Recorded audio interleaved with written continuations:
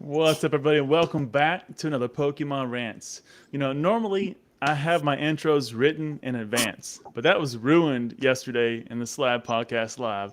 So I had to write a new one. So here we go. From cars to World of Warcraft and also to Pokemon and so much more, there's only one man that crosses over these hobbies and rocks it like it was made just in his size. Dagreenshiz, aka Greenie, is a man of fire, passion, and love for all these hobbies and so much more.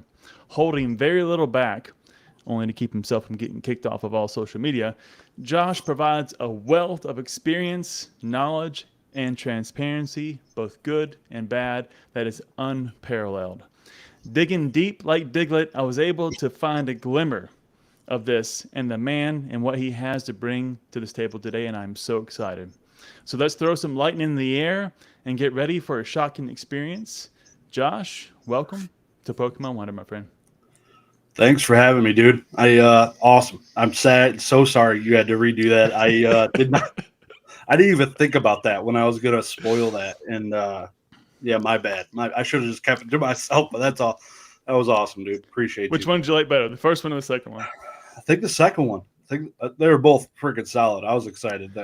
Like including the cars and stuff it's my original passion in some of this stuff. So it's awesome. I appreciate you having me on, dude.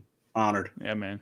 I really appreciate the time. As I always say, time is something we don't get back, and I'm very blessed that you spent it with us here today, and I hope we can make some good time from it. So good memories. Oh yeah, man. Some shouts out. We got everybody here in the chat. We got Terry Lake. We got Brad G Cards. We got Boondock Games. Don't worry, Boondock. You're still going to be fine no matter what. Catch them all collectibles. Lurking. Got to be a productive night. No worries. No worries. You lurk away, sort, list, whatever you got to do, my man. Much appreciated. We got iFomo. He's always here with us. Appreciate iFomo. Pika Drew. Pika. Appreciate that. So we'll jump in, man. I always like to do it because I always want to know your view, your perspective, how you see it, how you would describe it. So give us the Greenie intro. Tell us a little bit about yourself, how you got into it, man. Yeah, so into it like 3 years ago into it, or are you trying to, how deep we digging? We get Diglett digging, all the way. So yeah, just back in the day, it was me and my best friend Tim Thomas, basically. And me and him loved Pokemon. We got the games in probably 98. All we did was trade and battle on blue and red version. Nice. Shout out to Catch 'em All Collectibles for 20 gifted memberships. What? Dude's a legend. Jesus, man. Thanks, Dan. Appreciate it, man. Yeah. Damn. Dropping it. Yeah. Much love, getting man. all the Much lurkers love, out of the freaking woodwork there. All of them. But yeah, it's 98, and we were playing games, and I was collecting cards, and then I got banned from elementary school while I was collecting cards. And one day, I had my best friend Tim was over, and I had like his Beedrill left in my deck. And then he tells his mom when he gets home, "Hey, my Beedrill's not in my deck." No. It's a Butterfree, man. It's a Butterfree. Butterfree, either one. Same Pokemon. Same one. Left the Butterfree in my deck, comes over my house, or no, they tells my mom. My mom comes over to me and basically wants to smack the crap on him. And she's really upset. She probably had a bad day at work. God knows what happened to her that day, because she got the win that I had one of his cards, and all of my cards went to my cousin. And I ask him still every quarter for like the last 20 years where my cards are. And he hasn't looked in his attic in 20 years. He's been in the same house. He just hasn't looked for them. But those were gone. Time to show up, knock on the door. Yep. So I'm about to go searching. I need to. But yeah, lost all of them except for my one Charizard that was like in my underwear drawer. And it thing stuck with me forever. And I played TCGs all through elementary, middle school, playing Yu-Gi-Oh, got into Yu-Gi-Oh like competitively, traveling when I was young, Nice. 16 years old with grown men that probably shouldn't have been doing. A lot of life experiences really young.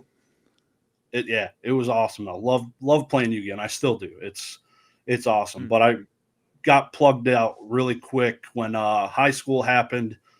Quit playing games, quit collecting stuff. I'd play probably Call of Duty. Big time gamer. Halo. Got her apart. Yeah. So it was, I don't know how deep you want me to keep going. I could talk about myself for hours. We're here all night, brother. We're here to talk about you all night, man. Go for it. Yeah. So, so probably got out of my parents' house around 19. I was getting an apartment and living with the girlfriend at the time. She was 18 or 20 and I was 19 or whatever it was. And started dabbling in different things. Like we played Resident Evil trading card game. I didn't know that existed. It was more of a board game. It was like a deck building strategy game. It wasn't really a trading card game. Sorry. Like you'd buy a box and it came with a certain set of cards and you were set. It's fun. I still have it. We played the crap out of it. So, so that my love for cards has never gone away. Like it's a saying, you never really quit Yu-Gi-Oh. You eventually come back, and it's just, here I am again, still playing it. But, got back into Pokemon and right when COVID started, like before COVID or so is when I was searching Facebook and saw something on Marketplace, went and bought it. And it was like a $2,000. I told my wife, I'm like, I'm going to buy this collection. And this was the intro to me getting back into it. Like my mortgage payment at the time was $500 a month. So I'm like, hey, babe, I'm going to go drop $2,400 on this collection. She's like, all right, cool. I trust you. And so I went and did it.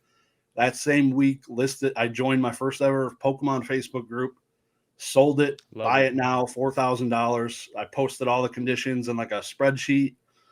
The dude bought it, shipped it, and the rest was history. Just kept turning and burning on Facebook from there. And that's when YouTube started like 10 months later and all the videos and everything. But yeah. That's a good wife right there, man. Baby, I'm going to spend 5 times what we pay on our rent for some cardboard. You good with that? Yep, I trust you. Go for it. Yeah, yep. She knows she whooped my booty if I did something wrong there. It wouldn't have been great. I would have been out sleeping out. We wouldn't see you today, that's for sure. We would not see you here today. Yeah, I met your wife in Charlotte. Yeah. Yep. Yeah. That was her first Collecticon, man. That was her first one. Was it? She enjoyed it thoroughly. It was good. It was good to meet you. Yep. I love it, man. So you've been running deep in the roots with some TCGs for a long time, man. Long time. Yeah. When I was watching your first videos, it was World of Warcraft. I mean, you were opening some of that, ripping that. Yep. Very first video actually was cars. And it's cars. Yeah, you were actually gifted, and I'm assuming it was a gift you either bought for yourself or your wife bought for you, but you did the Extreme Experience, which is funny because I did the same thing. Did you? My wife bought for me. Yep. Now I didn't fit inside the Ferrari 488 like you did, but really, you didn't fit. I'm too tall, man. I'm too tall. Man, I must have just barely fit. You got a couple. What are you? 6'5", 6'6"? Yeah, 6'5". Yeah, 6'3", and I'm stumpy, so I fit in there good. Slowed down a little bit, but by the time I put the helmet on, I couldn't get in. I was just like, nah. So what'd you get in? The Challenger or something then? No. I tried a Lamborghini. That didn't work. You know what? I'm taking it back. I apologize. I was actually trying a Lamborghini. That was too small. I did try a Ferrari. That worked. I Okay. didn't want to drive like a Charger. No, that That would have was been. nah, Give me my money nah. back, bro. Like I'm out. No, Exactly. no No shot. way. No way. But man, what a great time though. I saw you driving yours. You know, you held back a little bit. We always do. We always do. I was nervous. Yeah, Um, I know, man. But man, what a fun experience though. Fun I experience. I need to do it again. Knowing now that I've done it once, I've passed everybody that was in front of me. Anyways, I would do it way faster the next time. Man, that was so And cool. they want you to gun it, you know, and especially if you get good with the guys that are in there, they want you Oh to yeah, push it a little bit. I was like, all right, we'll go for it. But it was fun. yep, I enjoyed the experience. yeah, All right, yeah. so Go tell me, ahead. man, what do you do for a living? Sales and business development is the phrase that I heard, but I don't know for sure what it is. What are you selling? What are you developing? I sell automotive. So my job title is business development manager. So I'm developing business and I'm managing Ford Motor Company as my customer. So I'm Okay, doing like specialty fasteners that okay, self-pierce and clinch in sheet metal. nice, man, So I'm helping nice. develop so usually I'm working design and release engineers that are working right now. We're working on the new F-150 that comes out in 2 years. Working on new aluminum and steel applications where they're replacing weld fasteners because they can't attach to aluminum like our fasteners can. So Okay, it's okay. it's fun. It's technical. It's very cool. I thoroughly enjoy it. Is Keeps that what got different. you into cars, or did you get to that because you love cars? I got into cars because my grandpa worked at Ford and he was a drag racer sponsored by Uh, Ford, but I never got to the racetrack ever to go see it or anything. But oh he every man. year would have a new hot rod. I got magazines with him in it. My Oh, dad that's was awesome. never really into it because he was raised on the track, so he never drugged me into it. Mm, So I just kind of heard about what grandpa did and stuff. So mm-hmm. that Even was better. yeah, it's so yeah, it's in the blood. I just never got to experience it growing up. So it's yeah, I love it though. I love watching the TJ Hunt was like my first YouTube subscription, who's a Yeah, car guy. Yeah, I I love saw that in everything your about YouTube description. TJ Hunt, yeah, highly recommended. Yeah. yeah, yeah. The dude's still pumping them out, man. The dude's a monster. Like he's I going love me places. some cars, man. I think I mentioned it. I don't know if it was Retro or somebody else I was speaking to on the podcast, and 68 Camaro Super Sport Canary Yellow with black racing stripes. That's my car. That's what I want. That's what you want. Hell yeah. Yeah, I had a '69 with black with purple racing stripes when I was 20. Man, I think it was a beast. It was a beast. But That's a I badass car. had to give it up, man. Had to give it up. Yeah, I love those cars, man. You a muscle Hell yeah. car guy, or are you a newer age car? Yeah, I have a 2014 Mustang that's Okay, and so muscle primarily, but it's only a okay. V6. Like I didn't want to spend the extra 10 grand to get a V8, so I just the mufflers played with, so it sounds like a V8, but it's not a V8. My wife's minivan can probably cook me because hers has a turbo, so it's just the way it goes. Just leave that part out. Leave that part out. Yeah, Try to catch up here in the chat. Sorry, guys. Good conversation already. I just real Yeah, quick. I man. thought 1965. That's right. yeah, $500 mortgage. the house was refurbished. It was $53,000, brand like basically they refurbished the entire thing, brand new furnace. It was a Nice. steal. 2012. Michigan, though, right?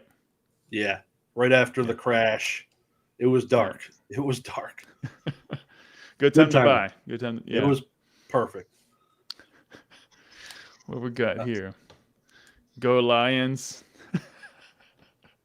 Pokey kid. hell yeah, I like dude. it. I like it.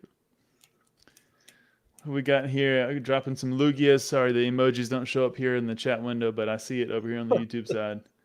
Dropping the membership chats. Thanks, Dan. Dan says my Yeah. first mortgage was $612. No. Mine was a That was a 15-year 15. 550. Yeah. Nice. Yeah. Nah, it was good. Good stuff, man. Gengar I saying I saw. saw his comment. He said, "All this car talk. How do we feel about Reverum? Trash, trash."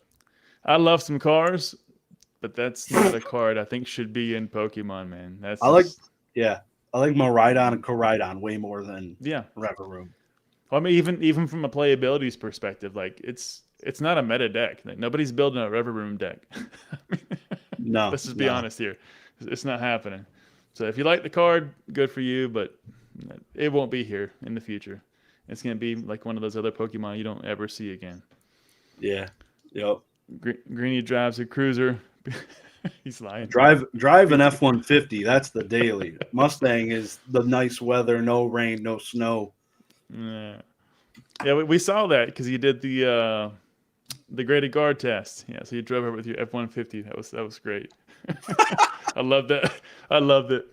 That was a great one. I was a little nervous about that one, but it worked out. I You figured know, the displacement was good. my favorite part is when you threw the card out the window and you landed in the grass. I was right after I did. I was like, I knew I was. Yeah, I was aiming for the sidewalk, and there was no shot I was going to hit the sidewalk. And the preparation you had, you were kind of getting yourself ready. You're getting the pump Yeah, I going was in like, with like the disc golf, right? not a disc golfer. That's the problem. Oh, Yeah. that was good. I loved it. I did see one person in the chat that I didn't shout out here. Gerald, if you're still here, my man, good to see you. Thanks so much. He's actually in Singapore, so he's yeah, if he's with us, it's late or it's early for him. So appreciate you dropping in, Gerald, my man. He was my first member. He was my first winner in my giveaways ever. One of the first subscribers. So long timer, man. Appreciate you being here, Joe. I was also a winner. That was awesome. Yeah, man. You got your package, right? Yep. He's not a scammer, everybody. He didn't scam me. No, I only send my prizes to the people I'm going to interview. That's it. Everybody else, I keep them on, put them on eBay. So That makes sense. That makes sense. Yep. Keep them pulled in. That's right, man. I got to keep a balance between, the good and the bad. Good and the bad. Yeah. So let's dive into your collecting and investing side. You're a Butterfree thief, so we already know that. It's well established. That's how you lost your. Yeah. I've already forgotten. That's how long ago it was. That's all right, man. I've watched, as I said, like 60 hours of Greeny content, so I'll refresh your memory on some of the old stuff, man. Don't worry. Because I usually start old and I work my way back, and I mix that with the new. And with you, it's a little more complicated because then you also had the Slabbed podcast, and I have to go to a whole nother channel. I'm like, oh man, yeah, it's like content. How many? It was like 650 videos on my main channel and like 50 on Slabbed podcast. So I didn't get to them all, my friend. You got a long way to go. I did my best. You unsubscribe instantly right after this. He's like, I'm good seeing this mother ever. I'm done. Like, I don't need to hear the intro again. The best part about having somebody on the channel is that I'm mostly caught up with their content, and all I have to do is maintain it going forward. So that's the best part about it. That's cool. But no, seriously though, you've lost the collection. You've obviously done a massive amount here in the past, let's call it 10 years, just to be rough in the numbers. The amount of cards that have crossed your hands. I watched some of those early day, return videos and collection buyouts. You've had some beauties come through your hands, man. Yeah, there's been some really awesome stuff coming across here. Looking back, I mean, obviously you didn't think about this when you were younger, but looking back now, and especially since you just did your 3-year recap, by the way, which congratulations. Did you think you would ever be at this point? I mean, is it really in awe for you as you look back over these 3 years and what you've touched and seen and done? What's it like? Part of it's sad. Like I love looking back. I literally just did I did a reaction video to my own $100,000 collection video because I saw you commented on that. I reacted to it maybe this year or late last year because that was insane. That was such an experience. But it's crazy and sad at the same time. Like that, the time when that was happening, all these Like that was when I had some of the most expensive cards I've ever had in my hand in the perfect time in the market. Like it was insane. Unfortunately, PSA was PSA, so I had to grade the CGC, but they still paid some dividends, and it's awesome to have it vlogged. I'm glad I started it, and that's what the whole YouTube was. Is like I want to document this journey, and I didn't document when I was dealing with raw cards for 9 months, but when I got into graded, I instantly pretty much transferred to making some content, and it's awesome to have it all there for me to look back on. And I watch quite a bit still. I go back and watch it, and I thoroughly enjoy it. And it's sad though. It's sad to see a lot of that stuff's gone. I was about to say it's because you miss it. You wish you still had it. Yeah, it's probably like an eighth of the price of what it was when I made the video. But so it was good that I sold that stuff. But man, it's true. I'd love to have some of those first edition base sets again and stuff like that. Well, and the condition those cards were in. I mean, some of those were clean, man. They were clean. Yeah. And you were just swiping across the table like they were a bunch of just regular non-hollows. I'm like, oh, Jesus, man. In one of my TikTok videos, I had repacked like a base unlimited pack and put all shadowless and first edition cards in it. Nice. I didn't see So people were like, "What the hell is this? This guy obviously their cards were like LP and whatever." It was hilarious though. Just to piss off the people on TikTok. It was amazing. Yeah, that's one place I didn't make it to was your TikTok, man. I tried to tackle some Instagram, I tackled YouTube, and that was it. That's all I could do, man. That's all I could do. Yeah, I was originally a TikToker. I think I started posting there like 12 days before YouTube. Oh, really? Huh. But I wasn't a TikToker. I mean, I was literally doing the same thing I was doing here. I was making videos about my cards, and I wasn't dancing and twerking on TikTok. So, well, in that case, I might watch them. If you said you were, that I might have to skip those. But no, they're all because it was at the time when it was limited, I think, to 30 seconds. So like, 30. Okay, I was gonna say 60. I think like if you spent 15 minutes, you'd probably make it through my entire 30 videos. Like literally, that's it. Everything. Yep, they're all quick. Hey, we'll talk about it more later, but it's what a different strategy you have to have when you go across the different platforms, and to be successful, to really try to make those things pop off. Just reusing some of the content just doesn't really work, man. Yeah. People don't react the same way. We'll talk about that later. Don't worry. You mentioned it earlier, actually. The only thing you have left from your childhood was the Charizard that bumbled around your underwear drawer for who knows how many years, and a screw down, plastic slab that you finally got graded as a PSA 6. You still got it? Yep. It's right on my desk. Yeah. One of 4 cards, 5, 6 cards now. Yep.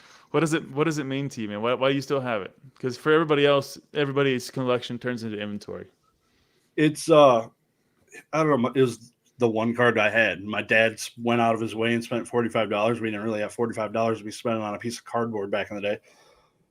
But it's a CGC 8. So. Oh, you cracked it, regraded it. Okay, I missed that. Yeah. And I put my initials. I put childhood on the back of it. It's blurry. Nice, there you go. But it's just it's got my initials, and it's cool. Big fan of it. I love that part about CGC, being able to put different messages and stuff on the cards is pretty cool.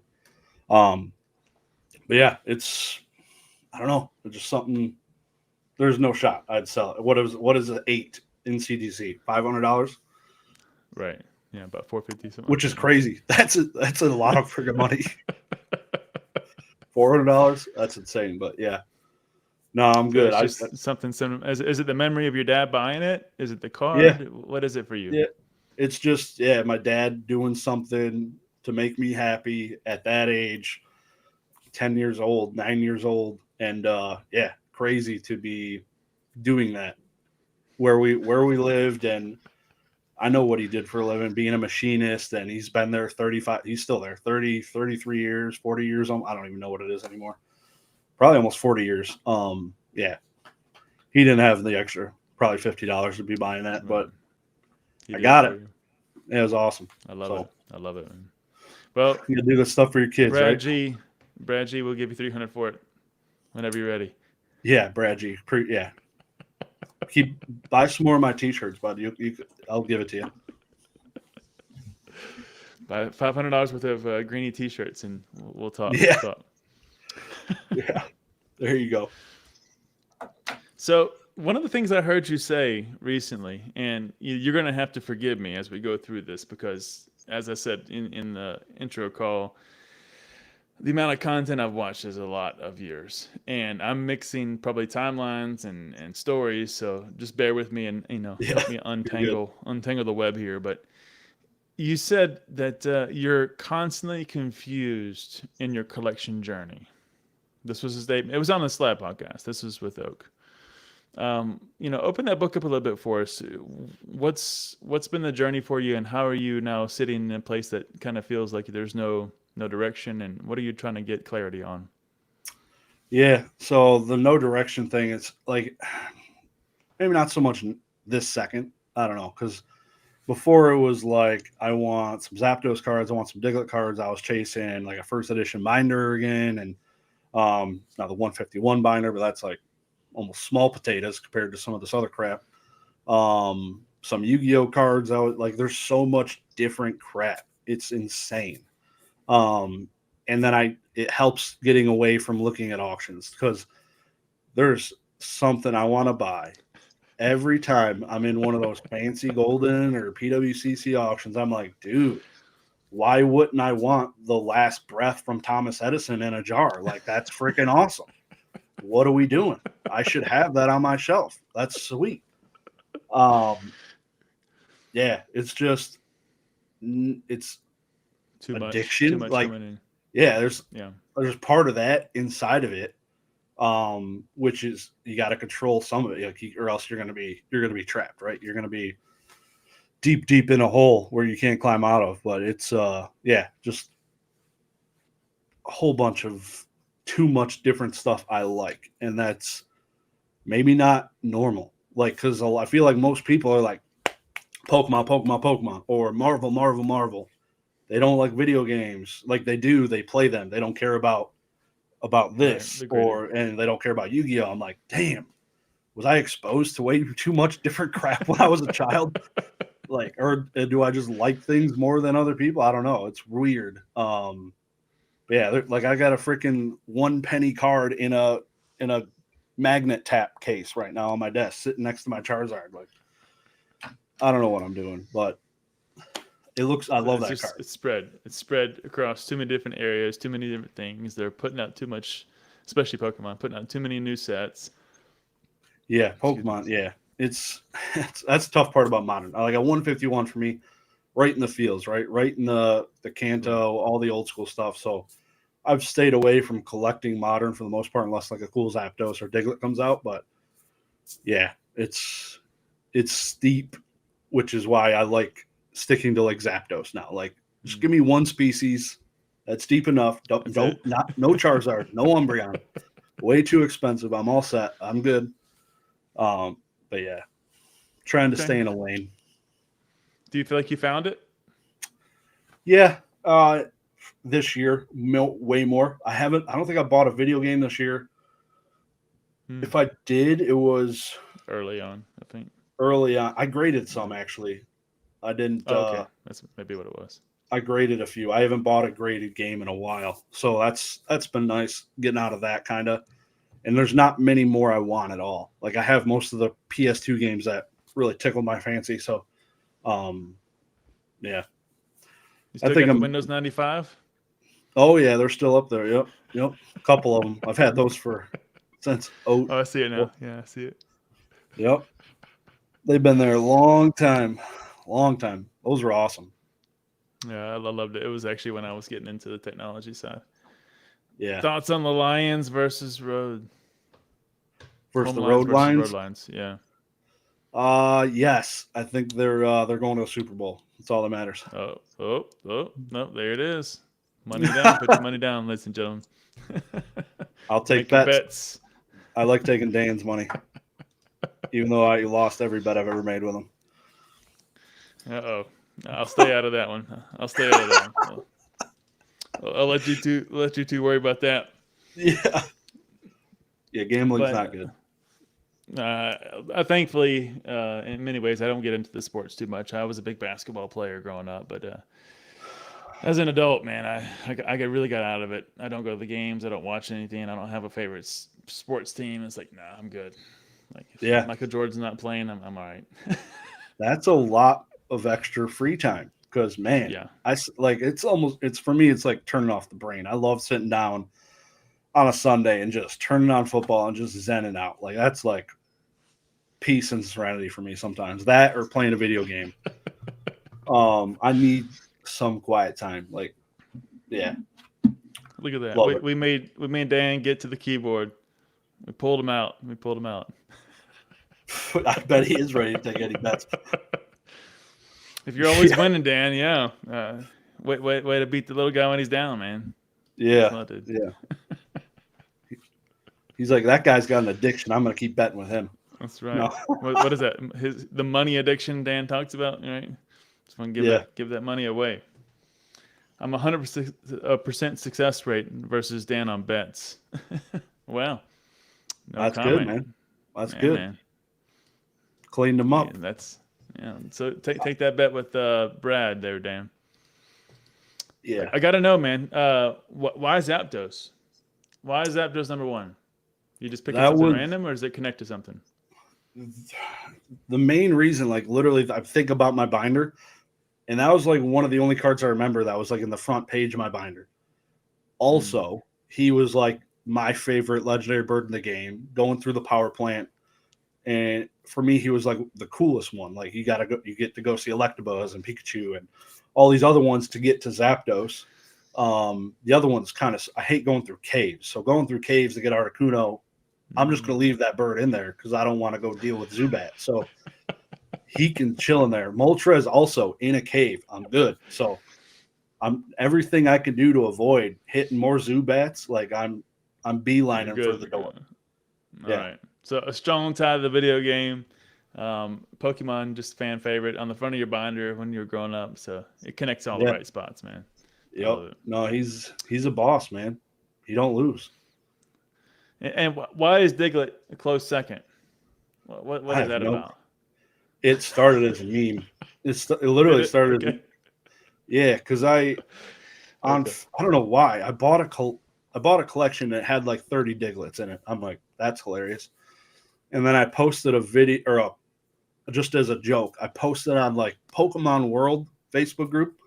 If you search my name, you might be able to find it, or some different group. But I posted the picture of the 30 Diglets, and I posted, I want $10,000 just as a joke. You should have seen this comment section. It was insane. Like, if I wanted to promote anything, I got like 200 comments on a sale post on a Facebook page, which was insane. Angry comments, or? Oh yeah, and I just every time I was like the serious guy, like, well, I think this is fair market value. Like I was just trolling these kids. Like I had way too much spare time on my hands, and then it just grew and grew. And then I bought all of old school Pokemon Shadowless Diglets, like a stack of them boys, and then I just started making it rain on TikTok Diglets, and yeah, there's some good videos out there for sure. All right, I have to check that out. I missed some of it. So that was a meme that turned into reality. The lie became the truth. He's awesome. He's awesome. So now I got my complete 360 card Shadowless Diglett binder. Took to Collecticon Charlotte. Did you get to see it? I didn't see it. No. Damn, it was right there. But yeah, no, it's shout out to Brad D. He hooked me up with a bunch of them too. So, are you trying to sell it? Me? Yeah. Are you trying to? No. Did you take it to Charlotte? Try to sell it? No. I think I did have a price tag on it. Right on the cover, it said like 1 million. Like I had two little green dots, so I stuck them right next to each other so I can make it $1 million for the binder. I love it. So it gets people intrigued. Like, oh, what is this? Oh, it's just Diglets, and they flip through every page, like 40 pages of Diglets. They're waiting to see if there's something special there. Exactly. They're like, wow, this is all Diglets, bro. What are we doing? Like, it was. So is it gonna be like a Venmo or PayPal? Like, how are we doing this? It got literally the best reactions the entire time I was at Charlotte. I'm definitely I love 100% it. bringing it again. Oh, you Yeah, gotta show me. Yeah, I gotta see it next time. yeah, it's This is funny much stuff. like Dan's just grade 10s here. Gambling's the only problem if you lose. Let me tell you this one bet I did against Dan. Please, I please. This football season, I think it was the first game of the season. Bills versus Jets. Bills, great football team. Jets, they're also a meme. They had Aaron Rodgers starting this season. Aaron Rodgers, great Green Bay quarterback. He's like, all right, this is going to be a good Jet season. Second play of the game, Aaron Rodgers blows his leg out. I'm like, easy win. Bills, Jets, blown out leg. And the Bills, I think, lost. I'm like, and then that quarterback goes on to just completely crap the bed for like 7 straight games. He only did good against me. It Oh, was that's insane. hilarious. And now I think he's back again, that quarterback, because the other quarterbacks were even worse than that guy. So I don't know how they win football games there. It's insane. What Only did one I Dan bet take against. from you on that one? It's probably $50 or 50 or 100. Good. It was one of the two. I can't remember. Dan will let us know.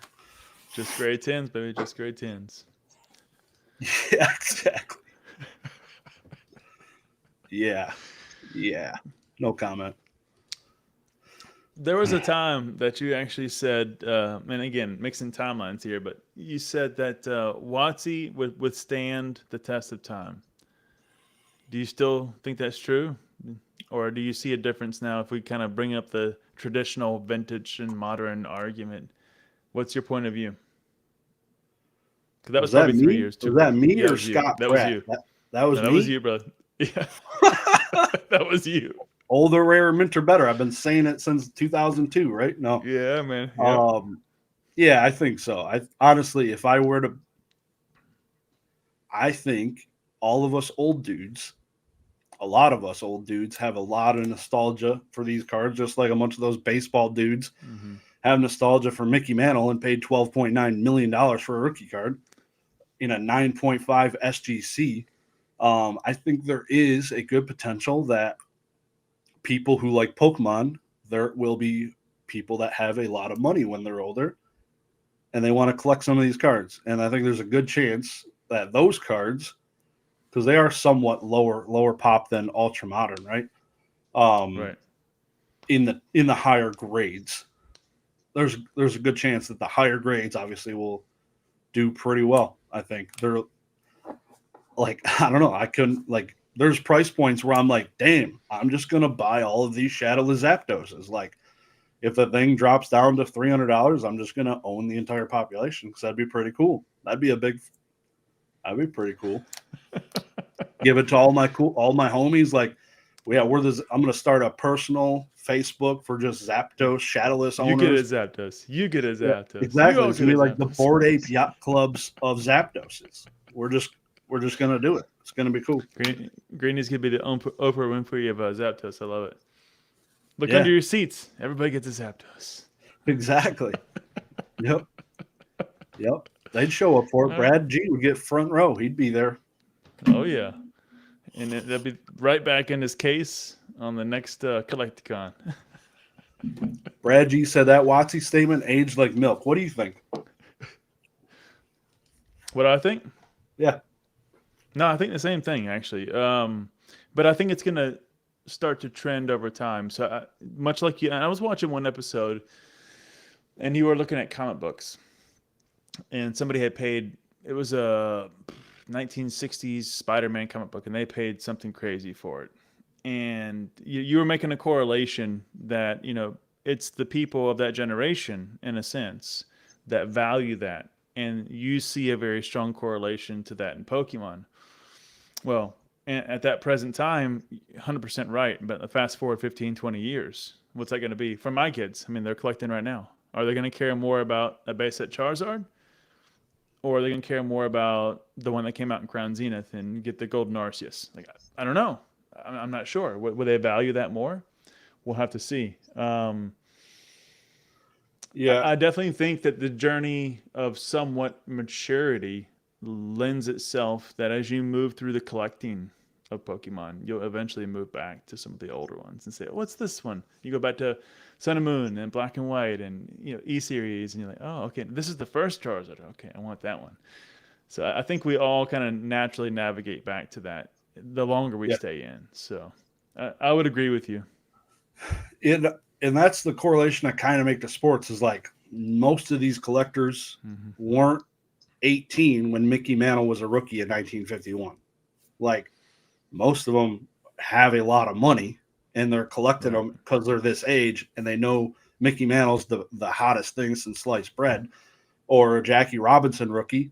Like none of these guys were 18 years old. The guys are collecting it now. We're not collecting it when they're younger. It's just generational. Like, Jackie Robinson's the best. Jackie Robinson's the best. Like they tell their son, then their son, and then their son, and then.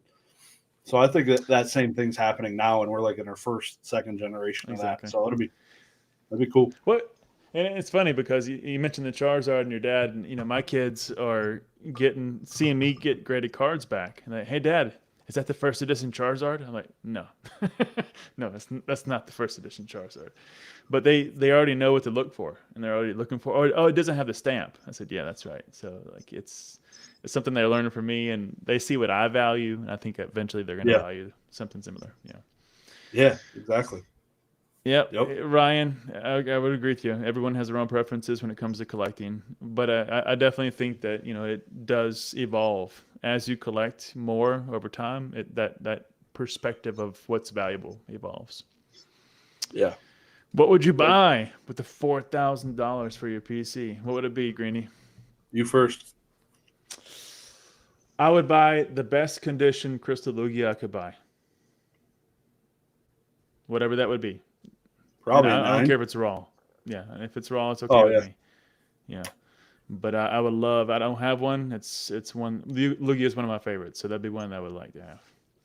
You got expensive taste. I like it. Probably I would try my darnest to get a TMB phone card Zapdos. I could do it with $4,000. People want like $7,000 for like for a 9, but I'd be able to chop them down. I'd get at least an 8. There's not a ton of them out there though. To find it's kind of tough. The phone cards, man, those are rare. I like those. Yeah, it's on the maybe the to-do list for 2024. We'll see. That's that's like the biggest Zapdos whale out there. So, Brad, you age very well. I saw you at Charlotte as well, man. If you grew up watching Babe Ruth, man, you're doing good, man. Whatever you're doing, keep it up, man. Looking healthy. He's got that Benjamin Button thing going on. Love it. I love it.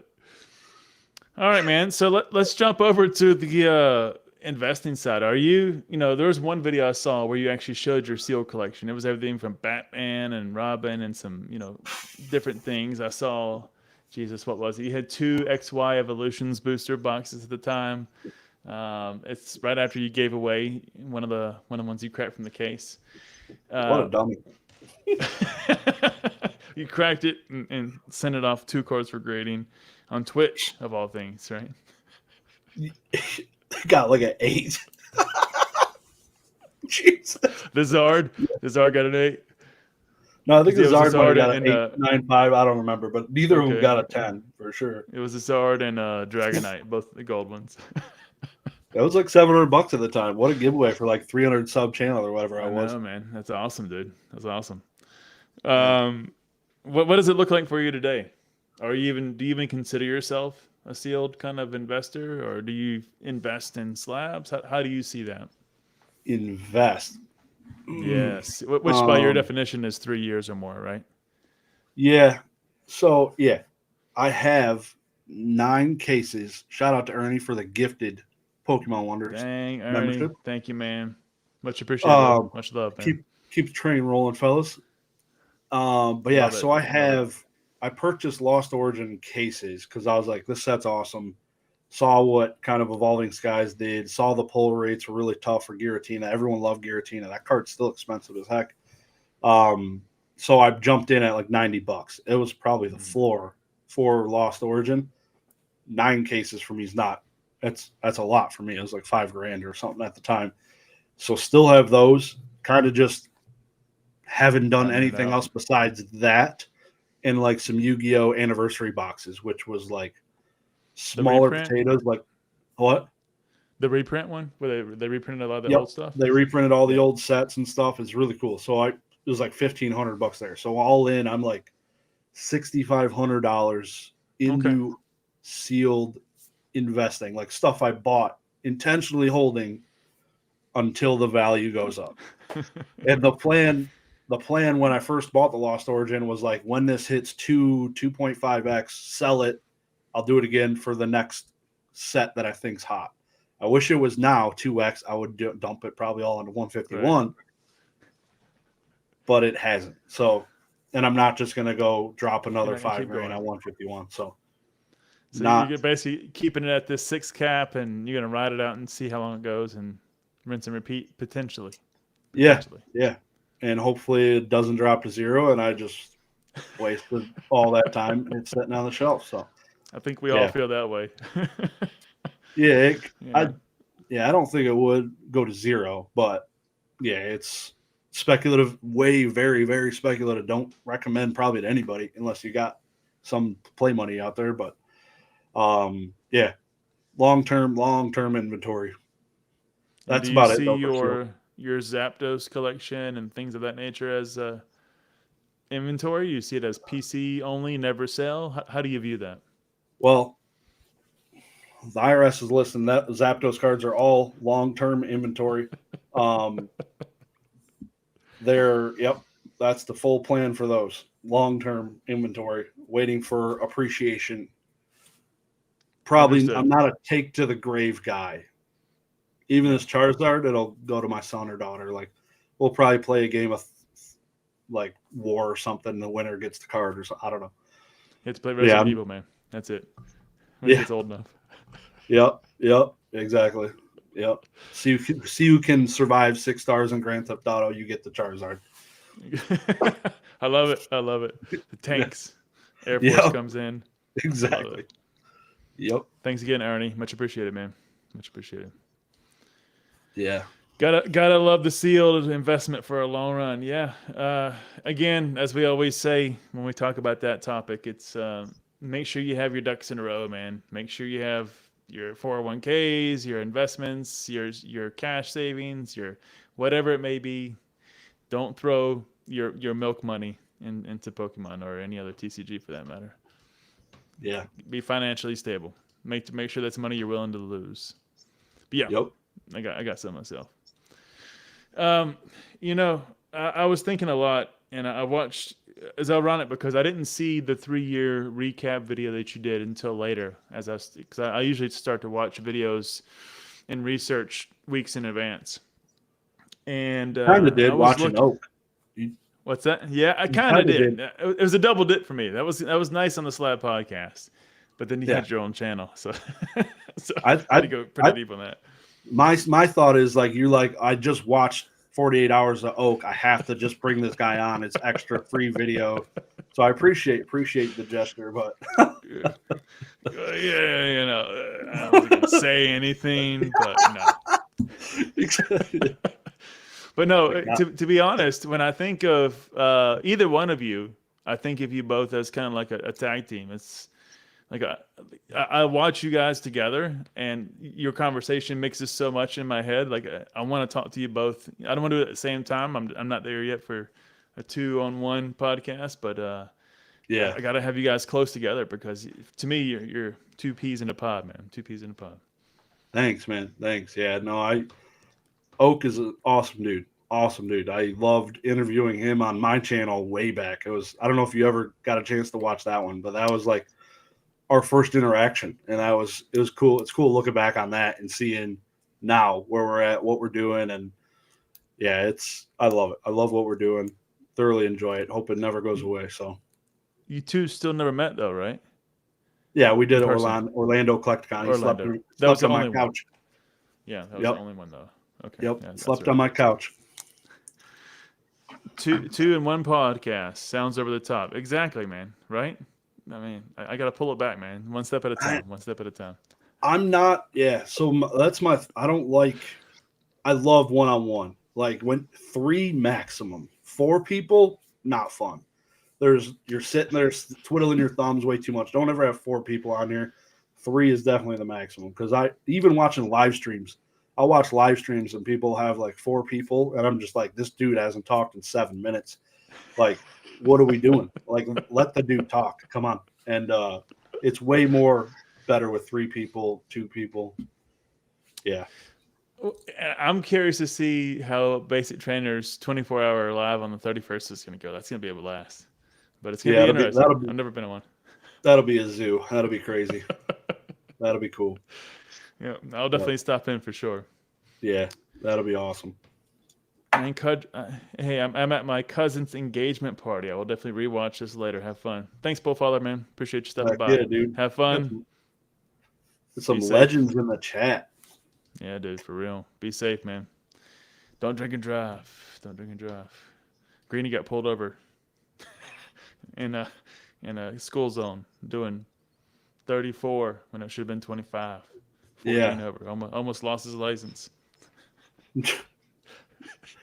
Right? Yeah, leaving my daughter's birthday party out from the park. I'm like, dude, this is a great day. Yeah. Good times, man. Good times.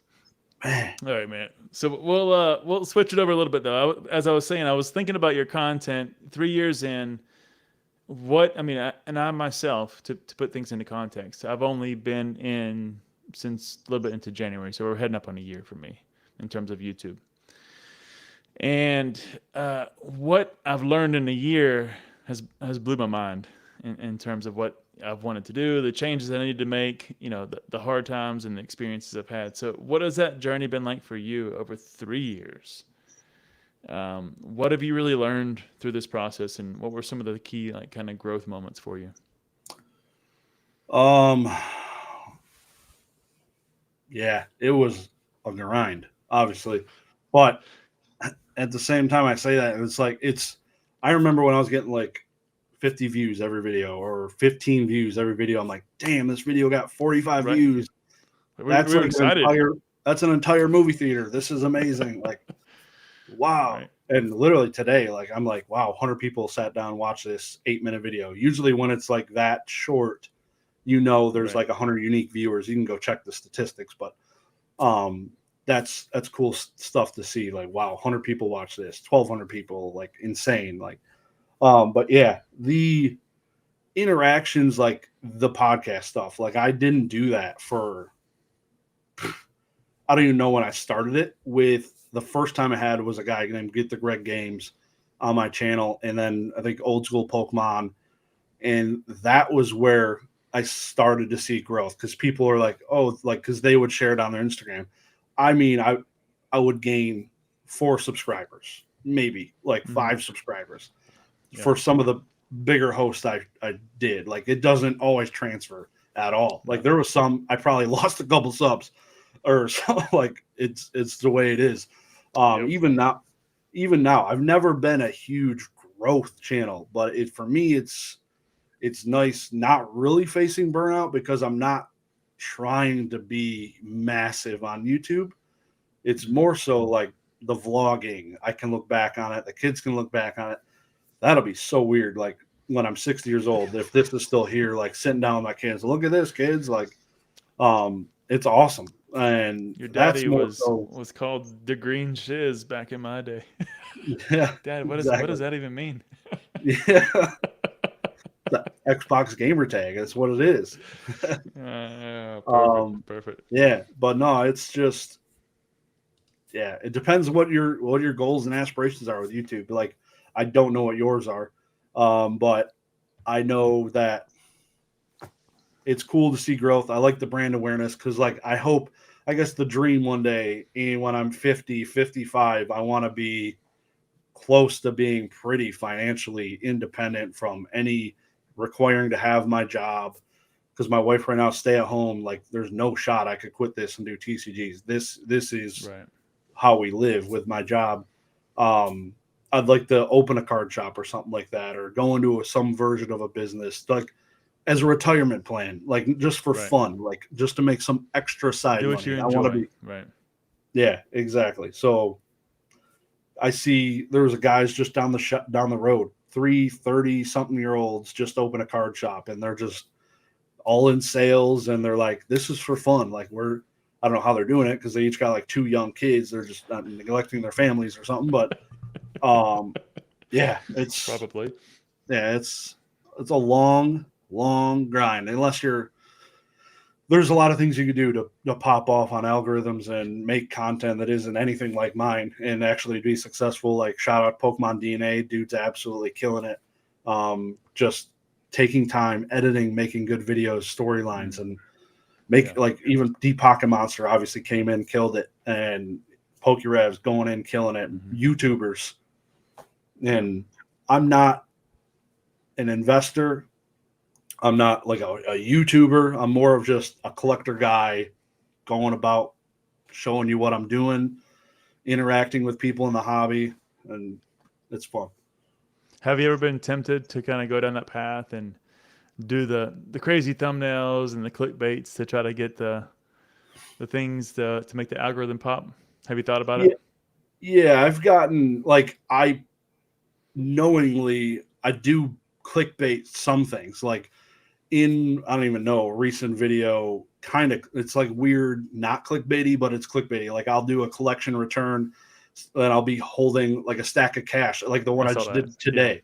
I had I didn't like it looked like $100,000 is my arms like I just like I know YouTube enough to where I'm like hey I'd like to get a little bit more reach so I'll do something like that instead of just me like looking in the camera, like doing an auto thumbnail. I could take the 5 seconds and make something really quick because I do everything with my phone basically.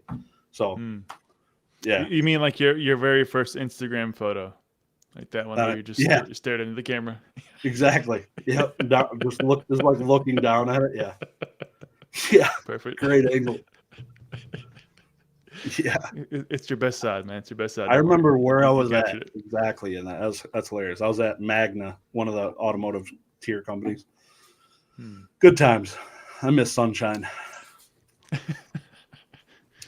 It's been a journey for you, man, and I'm super happy for you. And I think it's for me, it's been much of the same in the fact that, try not to fall into the temptations of what YouTube wants you to do, and they almost punish you for not doing it. It's like, okay, fine, I'm gonna not get pushed. I'm gonna lose a bunch of subscribers. It's gonna be whatever. So that's fine, no big deal. Yeah, and it's those questions you ask yourself in that moment. It's like, okay, well, am I creating content because I want to, and the type of things that I want to create, or am I trying to please the person that I'm actually not making this content for? So, definitely ask the same questions along the path, and it's like whatever.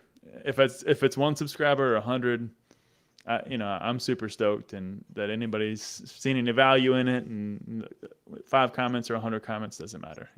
It's awesome. Like just like this alone, like developing these relationships. Like I love this conversation. Meeting Adam, Professor Oak is that's crazy. Like these lifelong people inside of my life now. Like, it's crazy. Dan Catchmall Collectibles, that son of a gun. But all these people, it's crazy to think about. Like it's part of my life. Like I can't see it. Like I don't know if I'll be going to any of these guys' weddings, but most of them don't talk to women. But no, I'm joking.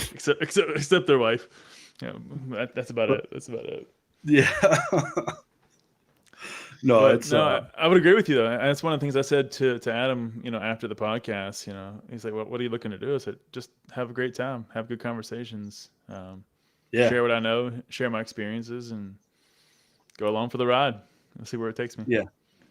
This podcast, like when I was doing it, it was one of my favorite things I was doing, but I didn't have time to do that in the Slabbed podcast, so I had to cut something, and which is awesome still, but. It was cool meeting all these new collectors and just like every person I've talked to, like, and it's going to be awesome. Like you have another connection. Like how many people this week, how many of your closest friends did you talk to for 2-3 hours? Like not many, like, right. It's probably your wife, kids, maybe a parent. Like my Exactly. best friend, I drove in the car with him, but I only talked to him this week for like an hour and a half. Like I don't talk to him all And that much. we're gonna crush that in about 30 minutes. So. Yeah. So hopefully, I'm ready to beat Oak. I don't want to. You know, funny truth that I was holding myself back after your little, ruining open the present last night.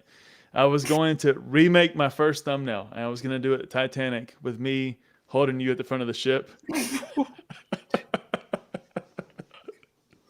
I thought, You no, that's too holding me. much. That's too much. Yep. You should make me like you should do like the Mufasa one. That would be funnier. Like just a shrunken me. That'd be pretty funny. You should be Rafiki. Yeah. I was gonna do it. I was like, nah, that's. I'll just rewrite the intro. That's enough. That's enough. Sorry again. That sucks. Jesus, that's rough. You're like, damn. Now I got another. I don't know how long. Probably it's got to take a decent amount of time. Most people don't read the description, so I was never too worried about it. You're the first person who said it. I was like, wow. I'm on it, dude. I'm gonna leave it out. I'm on it. Yeah, I'm probably one of the only ones you got to worry about because I look at all this. Like I'll go to people's abouts on YouTube. I think they deleted that though, right? Like no, yours is still there. I saw it. That's where I saw the thing about the car I channel. feel like a bunch of channels I go to now, like I can't go to their about page and see like how many views they have. It's different. You have to click up on the 2 more links, whatever that little link is there, and then it shows the about. It's not like the typical tab anymore. Yeah. So I'm out of date. Sorry guys, catching up. Greenie, who did you meet first in the hobby, and how did you meet them?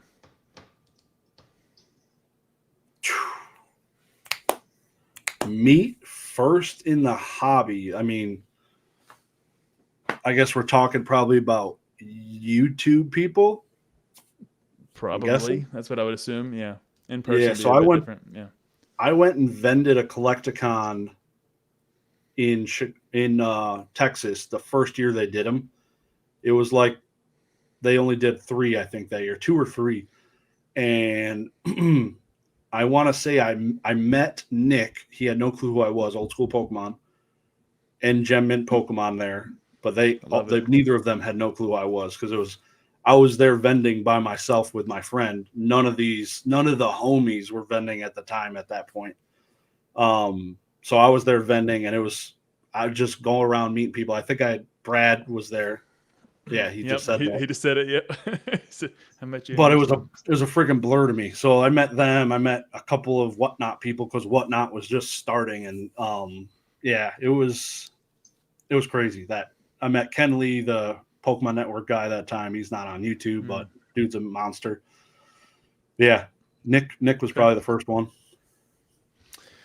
In person for me, ironically, it was because my first Collecticon was at Charlotte. That's the first one I went to. And, who's the first person you ran into? The first person I ran into was King Gary Pokemon. Oh yeah, right at the front door. Yeah. And Gem Mint wasn't there. He stepped away. I was hoping to meet Gem. He was gone. So Zach maybe stepped away for a deal or whatever the case is. But then I made my way around. I think I saw next was PK. And then I made it, kind of around the corner, and then I met you next, and then I met Dan and everybody else. So that was in person. That was my first little round, but it was great, man. It was great. Yeah, and just thinking about it, 3 years ago when I went to the first Collecticon, there was not this big of a YouTube space for these. This community was not this big. It was old school Pokemon. Dan didn't have a YouTube yet. He went on PokeRadar's thing, but he didn't. I don't think he had his own YouTube right then, or he was just about to start it. But yeah, it was fresh. There wasn't a lot of people to meet. It was like I knew of Radar, I knew of Leonhardt, Gem Mint, old school, like some of the OG people. Yeah, Dan's early days was actually doing the podcast with Nick, if I'm not mistaken, if my research recollects properly. So his early days was doing the podcast with Nick, Old School Pokemon, and going through starting the business on that side. Yeah, I remember. Good times, man. Yeah, no, it's good times. It's crazy. 3 years is a long time. It's a long time. Moves by quickly. He said, wow, your kids, this is back when we were talking about your kids looking back on you. He's like, wow, my dad was a nerd. Yeah. Yeah, no, My kids will say the same thing. my daughter saw me but me and Oak just did our live stream yesterday. I had a bunch of 151 packs. She saw those in the car. She's like, Dad, we're opening these cards, right? Like, what are we doing? I'm like, I can't. Like, I need these for. I didn't even let her open one. I'm a dick, but yeah. And they were already weighed in loose packs, anyways, man. Sure, at least open one. Yeah, those were duds. 99% of the packs open were duds. I had one good one. Yeah, I must say that Oak beat you on the opening there for sure. For sure. I pulled the Charizard though. I won. That was nice though, man. Was that the best pull? Yeah, the All-Star Charizard. Yeah. Oh yeah. Yeah, that by was $100. Yeah, 110, something like that. Yeah. Man's trying to retire on a card shop. Says Mr. Walrus. Good to see you, Mr. Walrus. That would be. That's what we do. I would not mind getting a job at a card shop either. That's a vibe. Yeah, I love it. I'd sort cards for $12 an hour if I'm retired and making free money. Right. Yeah. If you're retired, I mean, that's the point. He's not doing it to retire. He's doing it after retirement. Right. Yeah. That's the key phrase there. Exactly right. Sounds like an amazing dream. Amazing dream. Doing what you love. Really. I think the dream would be working on the golf course in the summer, and then I'd go help out in the card shop in the winters. That's the dream. You just gotta watch your back, man. Watch your back. You gotta stretch. Yeah. Good to see you, Pete That Shoe. Good to see you. Thanks for stopping by, my friend. Good to see you. Oh yeah. Wonder Greeny. Let's see. What do you think? The first thing you ever collected as a kid started you on the path that you're on right now. Thanks for the compliment. You want me to go first? Yeah, please, sir. You're the guest. I don't think I probably called it a collection, but I guess I had a collection of them. Probably Pogs. Or Beanie Babies. Whatever one came that was first. Your first. Okay. I still have all my Beanie Babies. I'm rich. You're all awesome, of them, man. I got the plastic cases on the. I'm rich. Oh, seriously? The tags, of course. Yeah, still. All the tags are protected. Yeah. Gem Mint 10s. Just put it in the slab, man. You'll be all right. Yeah, hey, man. Be the first one to grade a Beanie Baby. They do pop bigger, so might as well. My first one. I think I told this story one time during the podcast. You may have seen it, Peeked at you, but one of the ways I used to earn money was my grandfather would give me a string and a magnet, and I had to walk around the yard and pick up nails and find nails because it was previously like a construction site. And so for that reason, I had to get all these nails because he's always having troubles with, the lawnmower and the tires and whatnot. So for every nail, I was getting a penny. Now, sometimes if I got so many, he would kind of give me an exponential of that, but that's how I started buying Ninja Turtles.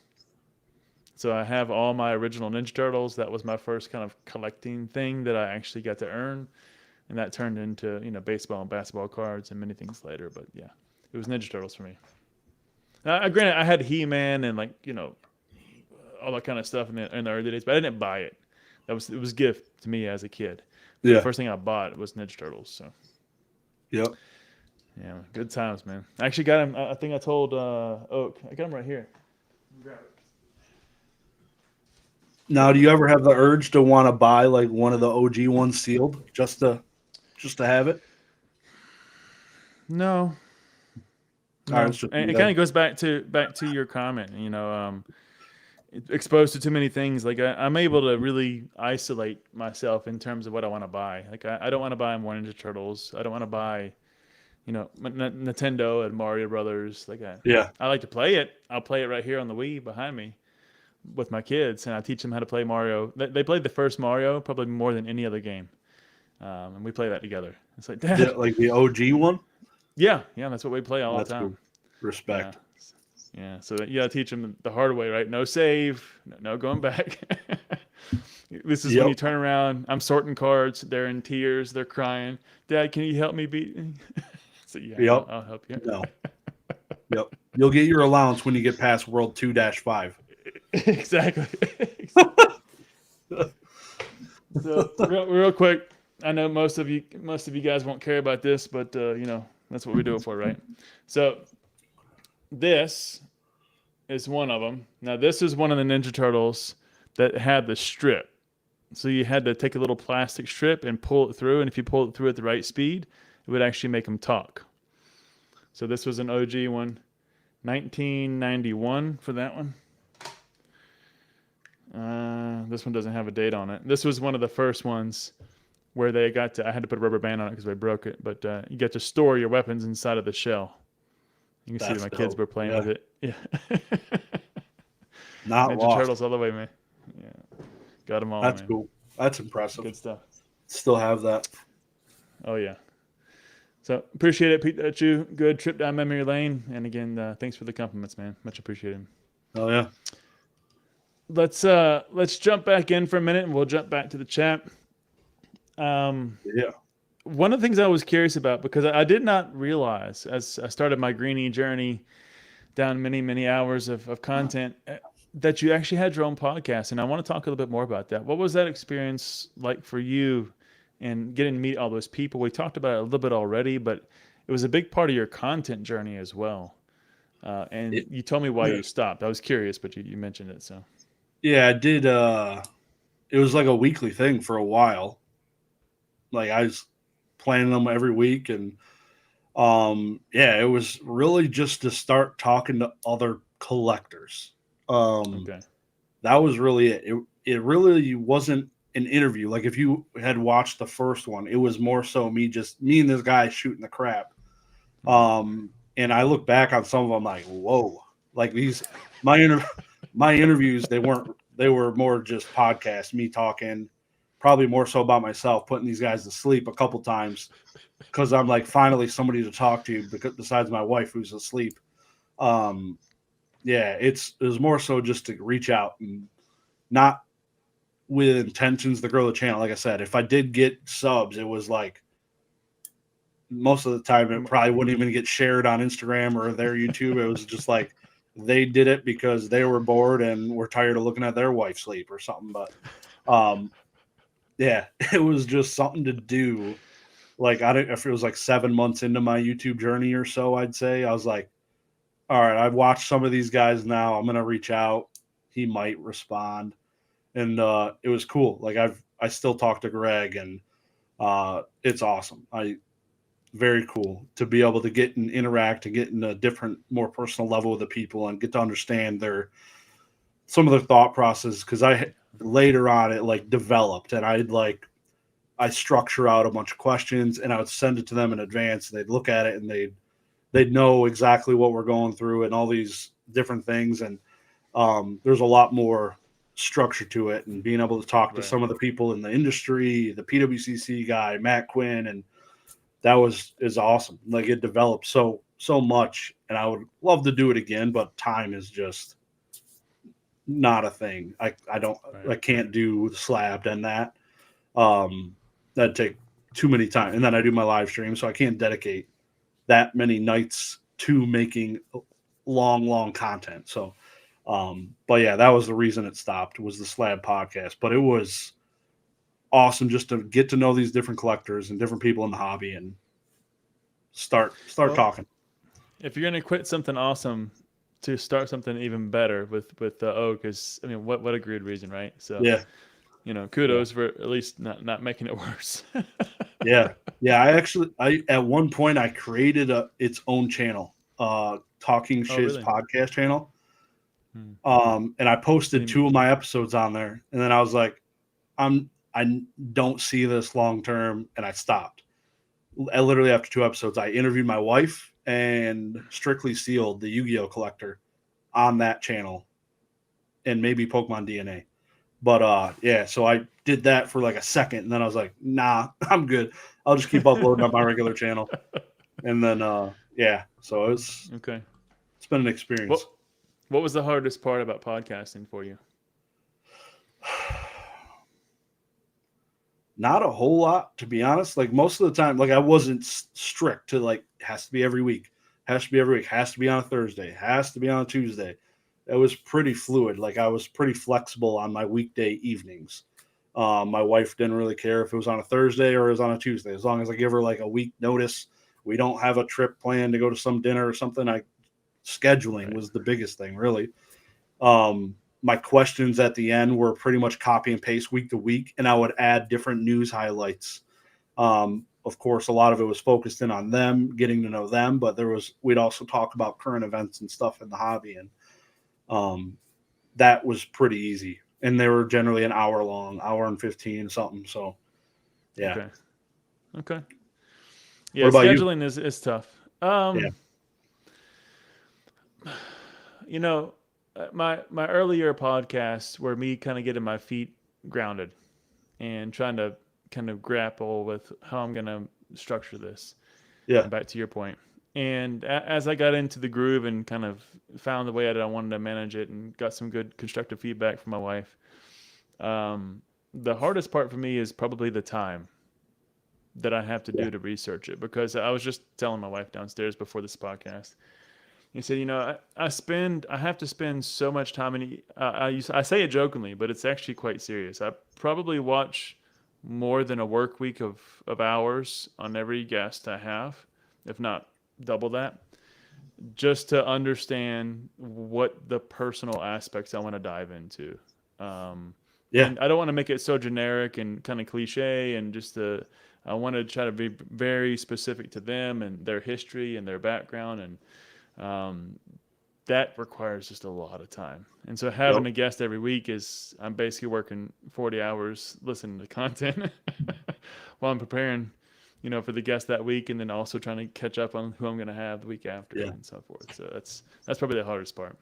Yep. Yeah, I did that, I think, one time for when I had Mason on my channel.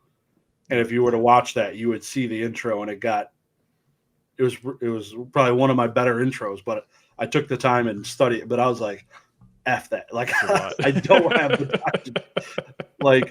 I got into the stuff that a lot of people didn't know. He's like, really? You move states and what? That's weird. But yeah, no, it was cool. But 100%. I got some surprises for you. Yeah. Yeah, the like Sean Evans style, huge fan of Hot Ones. Love that freaking interview show. That dude just lights out. Like, him and his team do such good deep dives on their people.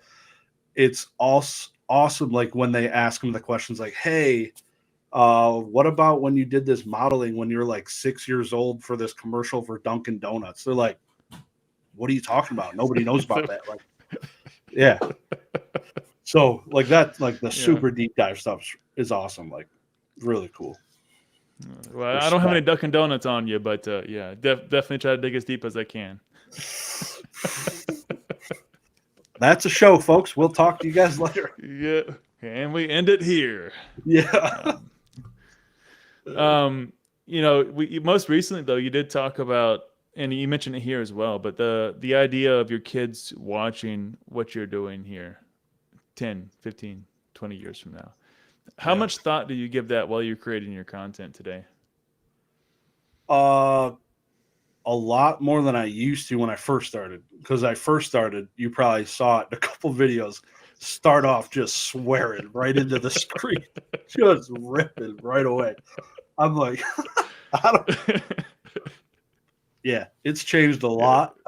My live streams, I let it go a little bit more than most of my videos, though. I feel like I'm not swearing, but maybe I am, but it's usually limited compared to what I used to do back in the day. Back in the day, I was I can confirm. it was the Wild West. So a lot of thought goes into that now, and just it's not who I am, but also when I'm doing it, it's like I like comedy and being funny. Like, it's like I'm playing into something or trying to make somebody laugh, and it's so I don't think they're gonna be watching the live streams. I hope not. So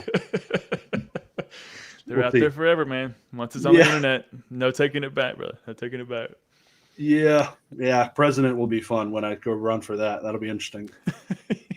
So, Mr. Josh Green, I see here that you did a career on YouTube, huh? Yeah. Tell me about these diglets. Jesus. Yeah, I'm gonna have a Diglett pin when I'm standing up there doing the debates. There was an episode. You were, oh God, I forget why you were driving. Oh, you were going to pick up your improvement for your camera and your microphone. And you were heading to Best Buy. Best Buy. Yeah, yeah. And you flipped the camera around. You said, "Look at this," and you basically showed like a monument that looked like a penis. It's like the girth on this thing. Yeah, exactly. I was like, "Yep, yep." Little Johnny's gonna love that one. Yeah, Dad, what are you talking about? yeah, Dad. Yeah. I don't know. I feel like Dad. exactly. I feel like kids are weird though. They're gonna be like, "Dad, I'm never gonna watch this." Like they'll probably watch it after I pass away. It sounds grim, but you never know. Everyone's different. And I'm glad you kind of mentioned it that way because I was gonna bring it up, but I didn't want to take it down to the dark alley so fast. But since you did, we probably will have this as a record for our kids to remember us in a different way, other than the photo albums. Like we might remember our grandparents or some of the little trinkets or whatever's left behind. Our kids are gonna be able to look at our YouTube and say, "Wow, look at Dad acting like a fool." I know. Yeah. Yeah, that's crazy. I wish I had some of this for my grandparents. None of them are still alive. Like it'd be so weird to have like a backlog. It's funny you mentioned that because I just had my grandmother here for 2 weeks, and I always talk to her, just start stories, and she's 88 now. 88, 80, 89, something like that, something close to that. And so I was talking to her just about her upbringing and what it was like and some decisions that she had to make and what her parents were doing. And I asked her, I said, it'd be really interesting if I could sit down and almost do like a videoed interview with you over the course of like, just take a week off of work, go sit there with you and just kind of talk through and pick up the story and keep it going and just kind of have that built and then turn that into something that we can share with our family and our kids. I said, would you be open to that?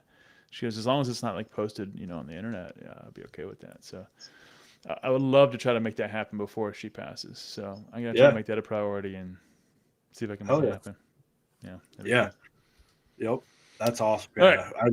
I love that stuff. Just recording history. And I did that. I remember I didn't even ask my grandma. I was sitting around a campfire. I was like, "Hey, how'd you meet Grandpa?"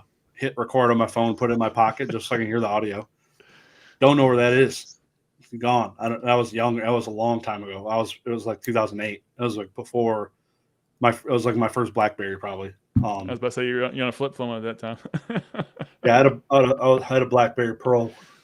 T-Mobile illegally gave me a phone contract when I was 16.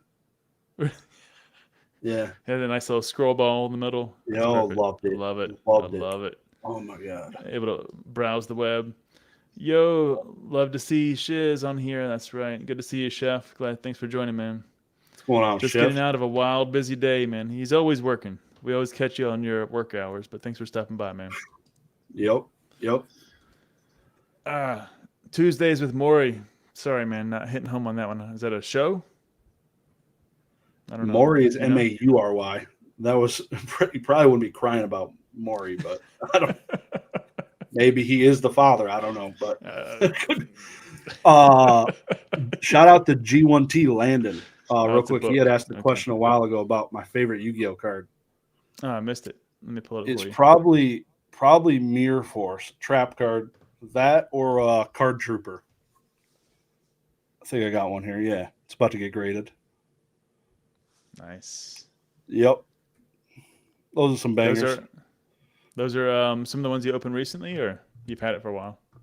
The Card Trooper I just bought from Collecticon in a binder. It looks freaking clean. The Mirror Force I bought a while ago, 2 years ago, year and a half. Yeah.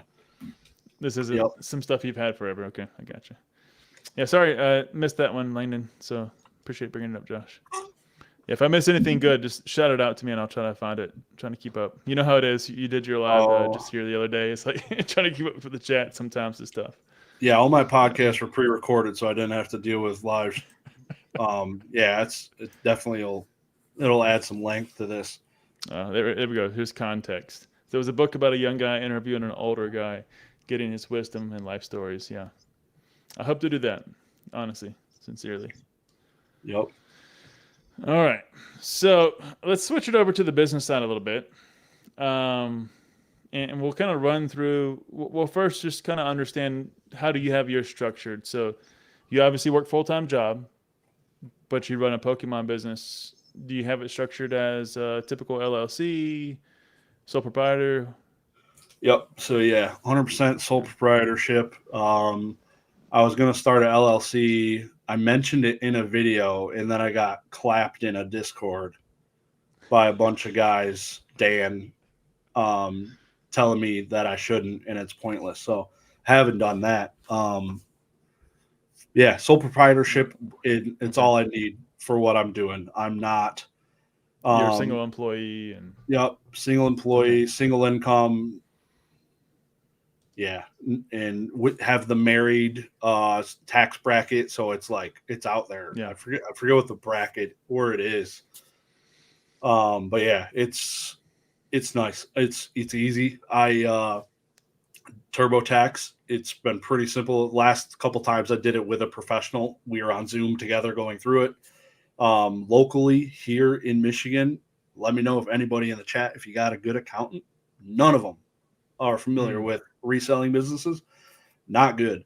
Um, Oh wow. Okay. the one lady I was with, holy cow, like she was like, she's in left field. And I was like, I'm sorry, I can't. I need to leave. Like, Yep. I don't know This what. isn't working. No, just like you're completely wrong. It's sad that I know more than you. And I'm leaving. Like, I'll talk to you later. But yeah, sole It's one of proprietorship. those. It's definitely not me. It's a you type of relationship. Yeah, exactly. Like she was old and she didn't know what reselling was. Apparently, I don't know what. Yeah, All right. Okay. no. All right. And you said so you run it through TurboTax. Do you use any other softwares to kind of help run your business, financials, Yeah, so I manage? use cash method. That's the way I'm doing my. I'm not doing the cost of goods and all of Okay. it. It's like money in, money out per month. So I keep Yeah. track of everything on an Excel spreadsheet, and it's broken down individually. Like every purchase I've made, it's all on there. And then the money I've made though is kind of just lumped together each month, and then I'll total it. And but it's a pretty clean spreadsheet, and I got it broken down by travel, business or Mm. office supplies, and it's all this different Yeah. stuff that you plug in. Really Categorization. simple to Yeah. TurboTax. Yeah, it's seamless. I'm like Nice. a month behind, but I'm pretty much I have like Ready for 40 2022. minutes of work to do, and I'm done with my taxes probably for the year. So What was the it's name of it? Cash what? cash method. So there's a Okay. guy called Not Your Dad's CPA on YouTube. Oh, I've heard of him. Yeah. Yeah. He's Okay. honestly, I've discovered him a long while ago, and he was a reseller, full time reseller on Amazon / accountant CPA guy. So he makes YouTube content, and it's fully about Nice. resellers and stuff. So he has like a payable serve, like a whatever a class you could take, but to be honest, like You didn't most need it. Yeah. through all of his content, it's been free in some aspect. I feel Okay. like, I'll yeah, check it out. Yeah, I remember hearing about him, but I haven't watched any content, so I have to check it out. yeah, no, he does good work. Definitely should have. He'll probably blow up. He probably gets tons and tons of views from now until April. Like his channel I'm sure. probably spikes. Just all the keyword Every searches and tax stuff. season. Oh Yeah. my god. And with all this tax stuff and stuff, like, could Yeah. you imagine? Oh, Like, the changes all of his videos are evergreen. Like, it's for the most part. Yeah. Yeah. got to be enjoyable to watch at this time for him. It's like, wow, that's All that popping hard off work again. paid Here we off. go. Yeah. Yeah, Paid off. yeah, TCG, thanks for joining. Be careful driving in the rain, my friend. LA traffic in the rain, not good. But thanks for joining, man. Much appreciated. yeah. Be careful out there. All right, so you got sole proprietor. You're running some spreadsheet magic with some TurboTax on top of that. Kind of set the stage for us, and from a your business perspective and how you interact. Like, what do you kind of invest in TCGs for the year? How do you look at that in terms of spend? So pretty much what I make is getting turned back into this. It's not so much taking much Okay, profits. Um, So at full all. kind of return. Yep. Return back into business. Okay. Exactly. So like last year lost. I don't even know the number. Like the first year when we were booming, profits. Last year, not the same. Yeah. So it's a lot of money getting reinvested back into different things. So like this year, graded 500 cards with PSA, got completely wrecked. But just grading cards, grading raw cards is kind of the thing, and not so much investing long term in slabs primarily. Right. It's more so the buy and resell thing, but I'm not doing tons. Like I have 25 cards listed on my eBay. I just consigned 620. A lot of those were the cards I got wrecked on from February. Okay. So it's just, I don't have a lot of time to list stuff on eBay. I think I only have like 50 cards being graded right now. Yeah, it's more so I like to like when I go to CollectCons to buy things, I focus on higher end stuff. I try to find higher end stuff to make it worth my time. I don't want to buy a $1 card, $2 card, $3 card. I will if it's a nice Pikachu and I can make $50 on it if it gets 10. Right. But I try and get like the alt arts and stuff like that. I bought a Shadowless Charizard at the last one, which I just saw my freaking grade on. That's coming. But so that's the play. It's more smaller, higher end flip mentality. Okay. Yeah. Do you shooting for a specific kind of average profit margin, 30, 40%? What do you shoot for? More than zero. Literally, that's above zero. That's my bogey. Yeah, if I'm not into, I because obviously I see my numbers when I put it on my spreadsheet. Like, I'm like, wow, that was a L. Like and I'll post about it on YouTube. I'm like, man, this was a bad. I should not have regraded this Rocket Zapdos. So that was a 9.5, and now it's a 7.5, and I lost $700, and like, it's just, it's more so just month to month. Any margin is good margin because it's extra money. Positive, right. It's not fueling bills and anything else. Like I'm not expensing my office space because it's used for work.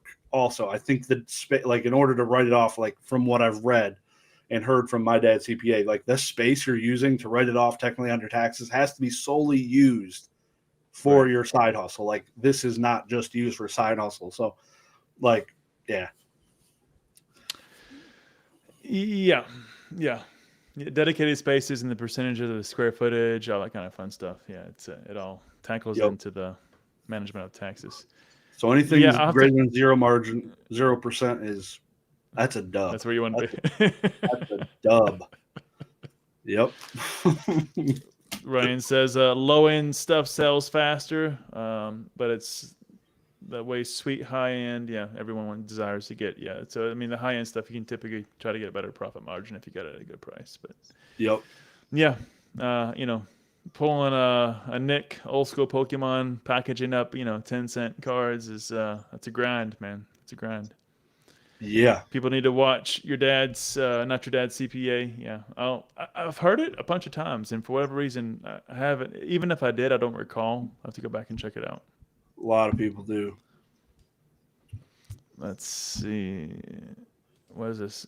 Skip some Pokemon content, even mine, and watch that. Wow, big value. All right. You hear it here first. Dan says, don't watch my stuff. Go watch Not Your Dad's CPA. It'll help you more. Ryan Tran had asked, there's no timestamp on this part. I'll see if I can scroll up, see a timestamp. 10:05. He said, Greeny, which PokeTubers do you watch in your spare time? Oh. Go to my YouTube channel. Hit I go to the subscriptions feed. I don't, because everything else is freaking Mr. Beast, literally. So I just go to, even though I'm subscribed to him, if I go to just like the home channel, it's Mr. Beast or Mr. Beast lookalike or another Mr. Beast, or like it's bad. So too much. Poke Knowledge Cards is currently live right now. That guy, I watch him. Yeah. I'm still subscribed to Alpha Investments for some reason. I don't watch. I watch sometimes. I'll probably watch this video because it says Yu-Gi-Oh in the name that he just posted. He never talks about Yu-Gi-Oh. Pull Father's on there. There's a GOAT format Yu-Gi-Oh channel I watch. I'm just looking at who posted recent videos. Nostalgianomics, Java Akuma, Rattle Pokemon, Old Card Shop, also Retro, Slab Podcast, if you're not subscribed to them. The Video Game Collectors Podcast, one of my favorite podcasts. Hadn't seen that one. Nice. Yeah, I'm all over. Ruxin, some. Pokemon Wonder. Subscribe. Poke Flips. Catch 'em All Collectibles. Even though he makes MetaZoo videos now. Jay Scotty's son. Fake hair. Nice. I get a lot, but I feel like I'm missing a bunch. I don't know. Opossum sometimes, or Pikachu. I can keep going. Boondocks, I'm subscribed to him. Brad G Cards. Good stuff. All of them. What about you? All the big hitters. Man. Only who you're interviewing, probably. Well, I will say that leading up to any one of these, it's definitely going to be massive amount of my time spent. But no problem. Let me see here. So mine, and I'll actually look at my watch history. So other than everything from Greeny here, which is about the last like 80 hours of content. But what I do, I also share my channel in a way with a kid. So we'll watch some, Rev stuff like Poke Rev. They don't get to watch what they want to watch, but when we watch something Pokemon related, we'll typically use my channel for that. So yeah, I watch of course Dagreenshiz collectibles, do some nostalgianomics. I'm glad Erica's Binder's back. I watched her 2 latest videos. Good to see her back. Retrospects, got him here. This is my like actual history, so I'm looking down in chronological order. Sometimes I check in on some of the lives. I like to see how people do and structure their lives and their giveaways, trying to improve in that space. So I watched Pokeballer Mike recently, Cool Trainer Ryan, see how his new house move is going, getting his space settled down. I definitely watch Alpha Investments, Z&G Emporium when they have something out. I typically catch that. Definitely check out the Next Gen podcast. If you don't watch that, that's a good one with Gem Mint. And I apologize. What's the gentleman's name? Tetra Ninja. Tetra. Yep. That's it. Yep. With Tetra, that's a great podcast. I love that one. I like RNG-Gamez. I'll catch him every now and then. I like to see what Rob's doing. I see Pokemart. USA is back, so I'll catch up some Pokemart and see what he's been up to. His video quality definitely improved since he's come back. So. Happy to see that. I'll watch some Rock Sandy, a little drama every now and then, see what's happening in the Pokemon space. Definitely check out Poke Knowledge. Slab Podcast is there. I even watch Real Breaking Nate. I even still go back and watch some of the, the regulars, the old schools. And I still like to watch pack openings. I love to watch PokeRev rip like an old Neo Genesis box. Like it just... Yeah. It hits home with me, man. I'll turn that on. I'll be sorting some bulk. I love it, man. Love it. Yep. Good stuff. Yeah. It helps how good quality the video is. Like just their cards are up front and center. Like you got me doing a pack battle. I'm like, can you guys see it good? And it's like blurry. It's like this. You guys see those? You do one of these. Can you see it? Yeah, you got it? Here we go. It's upside down. Like that looks good, bud. Yeah, man. It's a 10. It's a 10. Yeah, the video quality helps so much. Yeah, they kill it. But I also watch a lot of those sometimes just to learn. Like, what am I missing? What can I do better? Just trying to grow. So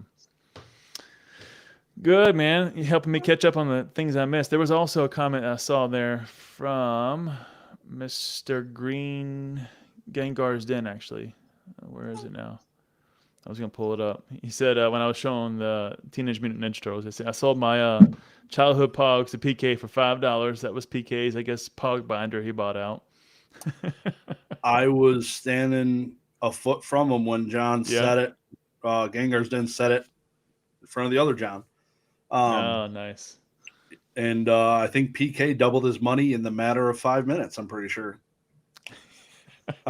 Somebody's like, "Hey, easy flip." yeah, I'm pretty sure somebody bought a pog off him, like right, $10. like as Game Card's Den was staying there. He's like, "What did I just do?" Like, should open up a dedicated case to these, man. Keep those Ninja Turtles, man. Keep the Ninja Turtles, man. That's what takes us back to the childhood, man. It's the respective Greenie Charizard underwear drawer. Now CGC 8. You got to keep something, man. Don't sell it all. Yep. All right. I think that was pretty good on the business side. There's a couple of things I was curious about. Dig. Yeah. You said it. You only have 25 listings on your eBay. So why you pull back so much? I mean, are you just focusing on consignment? Is that where all your slabs are going, or just the holidays? That's where all the BS went. 620 cards. The highest sold thing was $250. The average sale was $15. I got my grading fees back on 620 slabs. Well, yeah, it's called that. I know the PSA cards were $15 a slab. The CDC ones were all cheaper than $15, I believe, at the time. But yeah, so I got grading fees back on 620 cards. But yeah, I don't have, outside of those 25 cards, I have long-term Yu-Gi-Oh inventory. I have some other long-term inventory, but 25 cards outside of that, I don't have a lot more. I think I have 5 more cards with Catch 'em All Collectibles on his consignment services. But yeah, it's like I don't do a lot of sales. Like if I look right now, my 90-day on eBay, selling 90-day total is $11,000, 11,177 with 26 items sold. Okay. So it's for some reason I saw the mountains of slabs behind you, and I just assumed that you were cranking those through eBay or some other platform. Those were the ones that I sent to consignment, basically. Those were like, okay. These are the ones that I was just so sad to ever look at. And I'm like, I scooped them boys right into a box. And I was like, here you go. Go to Virginia. Yep. And I don't ever want to see you again. Yeah. Right, no, right. I'm not doing tons of, like I said, 26 cards in 90 days. True. Yeah. I'm focusing on some of the bigger fish, bigger cards, lower volume, because I hate listing stuff on eBay more than the dentist. Does a lot of that come to Collecticons, and that's where you put your focus and energy, would you say? So every other I've gone to like 7, not even ish. Every other one I've ended at, about. So, and even there, it's not so much about the sales for me. It's more so the getting to know people, talking to the people, hanging out with the guys, just getting to know other people, like getting to know the heritage group, like the heritage auctions people, and getting to know CGC more and interacting with them, like just getting into like that, like we're talking dream jobs, like ever being able to work at some of these places, even though I don't want to relocate to Florida or Texas or Washington. A boy can dream. Maybe when I'm older and the kids are older, like if I want to be a snowbird and go down to Florida for 3 months, maybe they could have a guy work from, I don't know, who knows, things can happen. But yeah, just networking. Being in sales, I love networking, talking to people, and being able to just bounce ideas off other people. It's awesome. So being able to do that in person with, like when we went to the bar in Charlotte at the public house we went to, like it was like almost 30 of people there that I know most of these people. I can go talk to them and interact and see how the things are doing and what they're working on. And it's freaking insane. It's awesome. That's why I like CollectCon more so than the money is like social, bonus, but it's more so the social, hanging out with the guys and shooting the crap. I think I saw a couple of those pics on your Instagram. It was like a good time, man. Good time. Yep, 100%. Do recommend. Sorry, I missed it. Good to see you, Mason. Thanks for stopping by, my friend. Always good to have you with us. Always good to have you with us. Welcome, Mason. Welcome. Chaos. regraded 8 Ponko Pika and Mega and got 9.5 BGS. All right. Call that a win. PC, or are you selling that one? That's pretty good, man. Yeah, not too bad at all. Subscription feeds where it's at. BB, that's right. Yeah. Algorithm just feeds you what they want you to see. Right. Be intentional with what you want to watch. That's Yep. Right. Yep. You can get lost in some. You could discover a lot of new people when you're just looking at whatever it's called, recommended or something. But yeah. Yeah, I'm good. I do a lot of do not recommend this channel. I do a lot of that. Yeah. I've never done that. I probably should do that. Yeah, I do a lot of do not recommend this channel, and that way my recommendation feed gets more and more kind of attuned to what I'm looking for. Yeah. That way I can discover people that I don't know, which I want to do, but yeah. So. Yeah, that's cool. Anything else? Like the kids shows that you show up, like, wow, I'm getting recommended Blippi all the time. Well, I have to go back to my history, remove from my watch history, so that doesn't show up anymore. So yeah. Or the accidental shorts that you clicked on that you didn't mean to click on. Yeah. I feel like when you unsub from something, it doesn't recommend it anymore. Like, I feel like that's the kiss of death almost. Because, like, I did that to Rev back in the day, and I'll never get a recommended Rev video, but I'll go back and look at some videos because I like watching high-quality pack openings of, like, some vintage stuff still. It's cool. But, yeah, it's weird how I literally, like, no Leonhard anymore or Pokey Rev videos recommended to me. It's weird. I haven't tried that. Most of the things I click on from the kids, I don't sub to them, so I have to go back and remove it from the watch history. Yeah, because that's my only. Yeah, I agree. We'll leave it at that. Yeah. All right, man. So one of the things I was curious about, and I know you had it. You even spoke to it just a little bit, so I didn't get a chance to see what the outcome was. But tell me, just in a couple of sentences, how was the actual 100K collection that you purchased? You graded some of it. I saw them. I didn't see a reaction video a little bit later. Did that turn out to be fully profit? That was your first year. So was that the year to refer to where you had pretty good return at the end of the year, or was that still a bust? That was nice. That collection is why I have a Mustang, to be honest. that ass went and bought that boy with cash, not lying. Yeah, so flew to, my buddy hit me up, like again, networking. My friend I met through Facebook groups, been dealing with him just through Facebook groups, never met this guy in my life. I just had been dealing with him, selling, buying stuff to him, little here, little there. Just to introduce how I met this dude, on Facebook, I listed a first edition base set in the peak, like December or November of 2020. Okay. $19,000 or whatever was the price. I sold it to him. I flew to LA, sold it to him in person. So I got to meet him. And then flash forward 4 months. He's like, hey, card shop owner, 70-year-old dude, has a bunch of cards. He's like, I don't have $40,000, but I'll go half-seas or partial with you on this collection. Ooh. Get down here and we can look at it. I'm like, you live in LA. Like, I'm in Michigan. So I'm telling my wife, I'm like, so do we got it's a lot of money. News or the bad news? I was like, the deal's not done. I haven't looked at the cards. I've seen photos of the binders, and there's a bunch of binders, and I'm not looking at condition, but I'm just going off this guy's word that I met and sold cards for a lot of money to. And he's like, dude, I'm telling you, these are phenomenal. Like, I want this portion. I'm going to go in with this amount of money, and like, you can have this.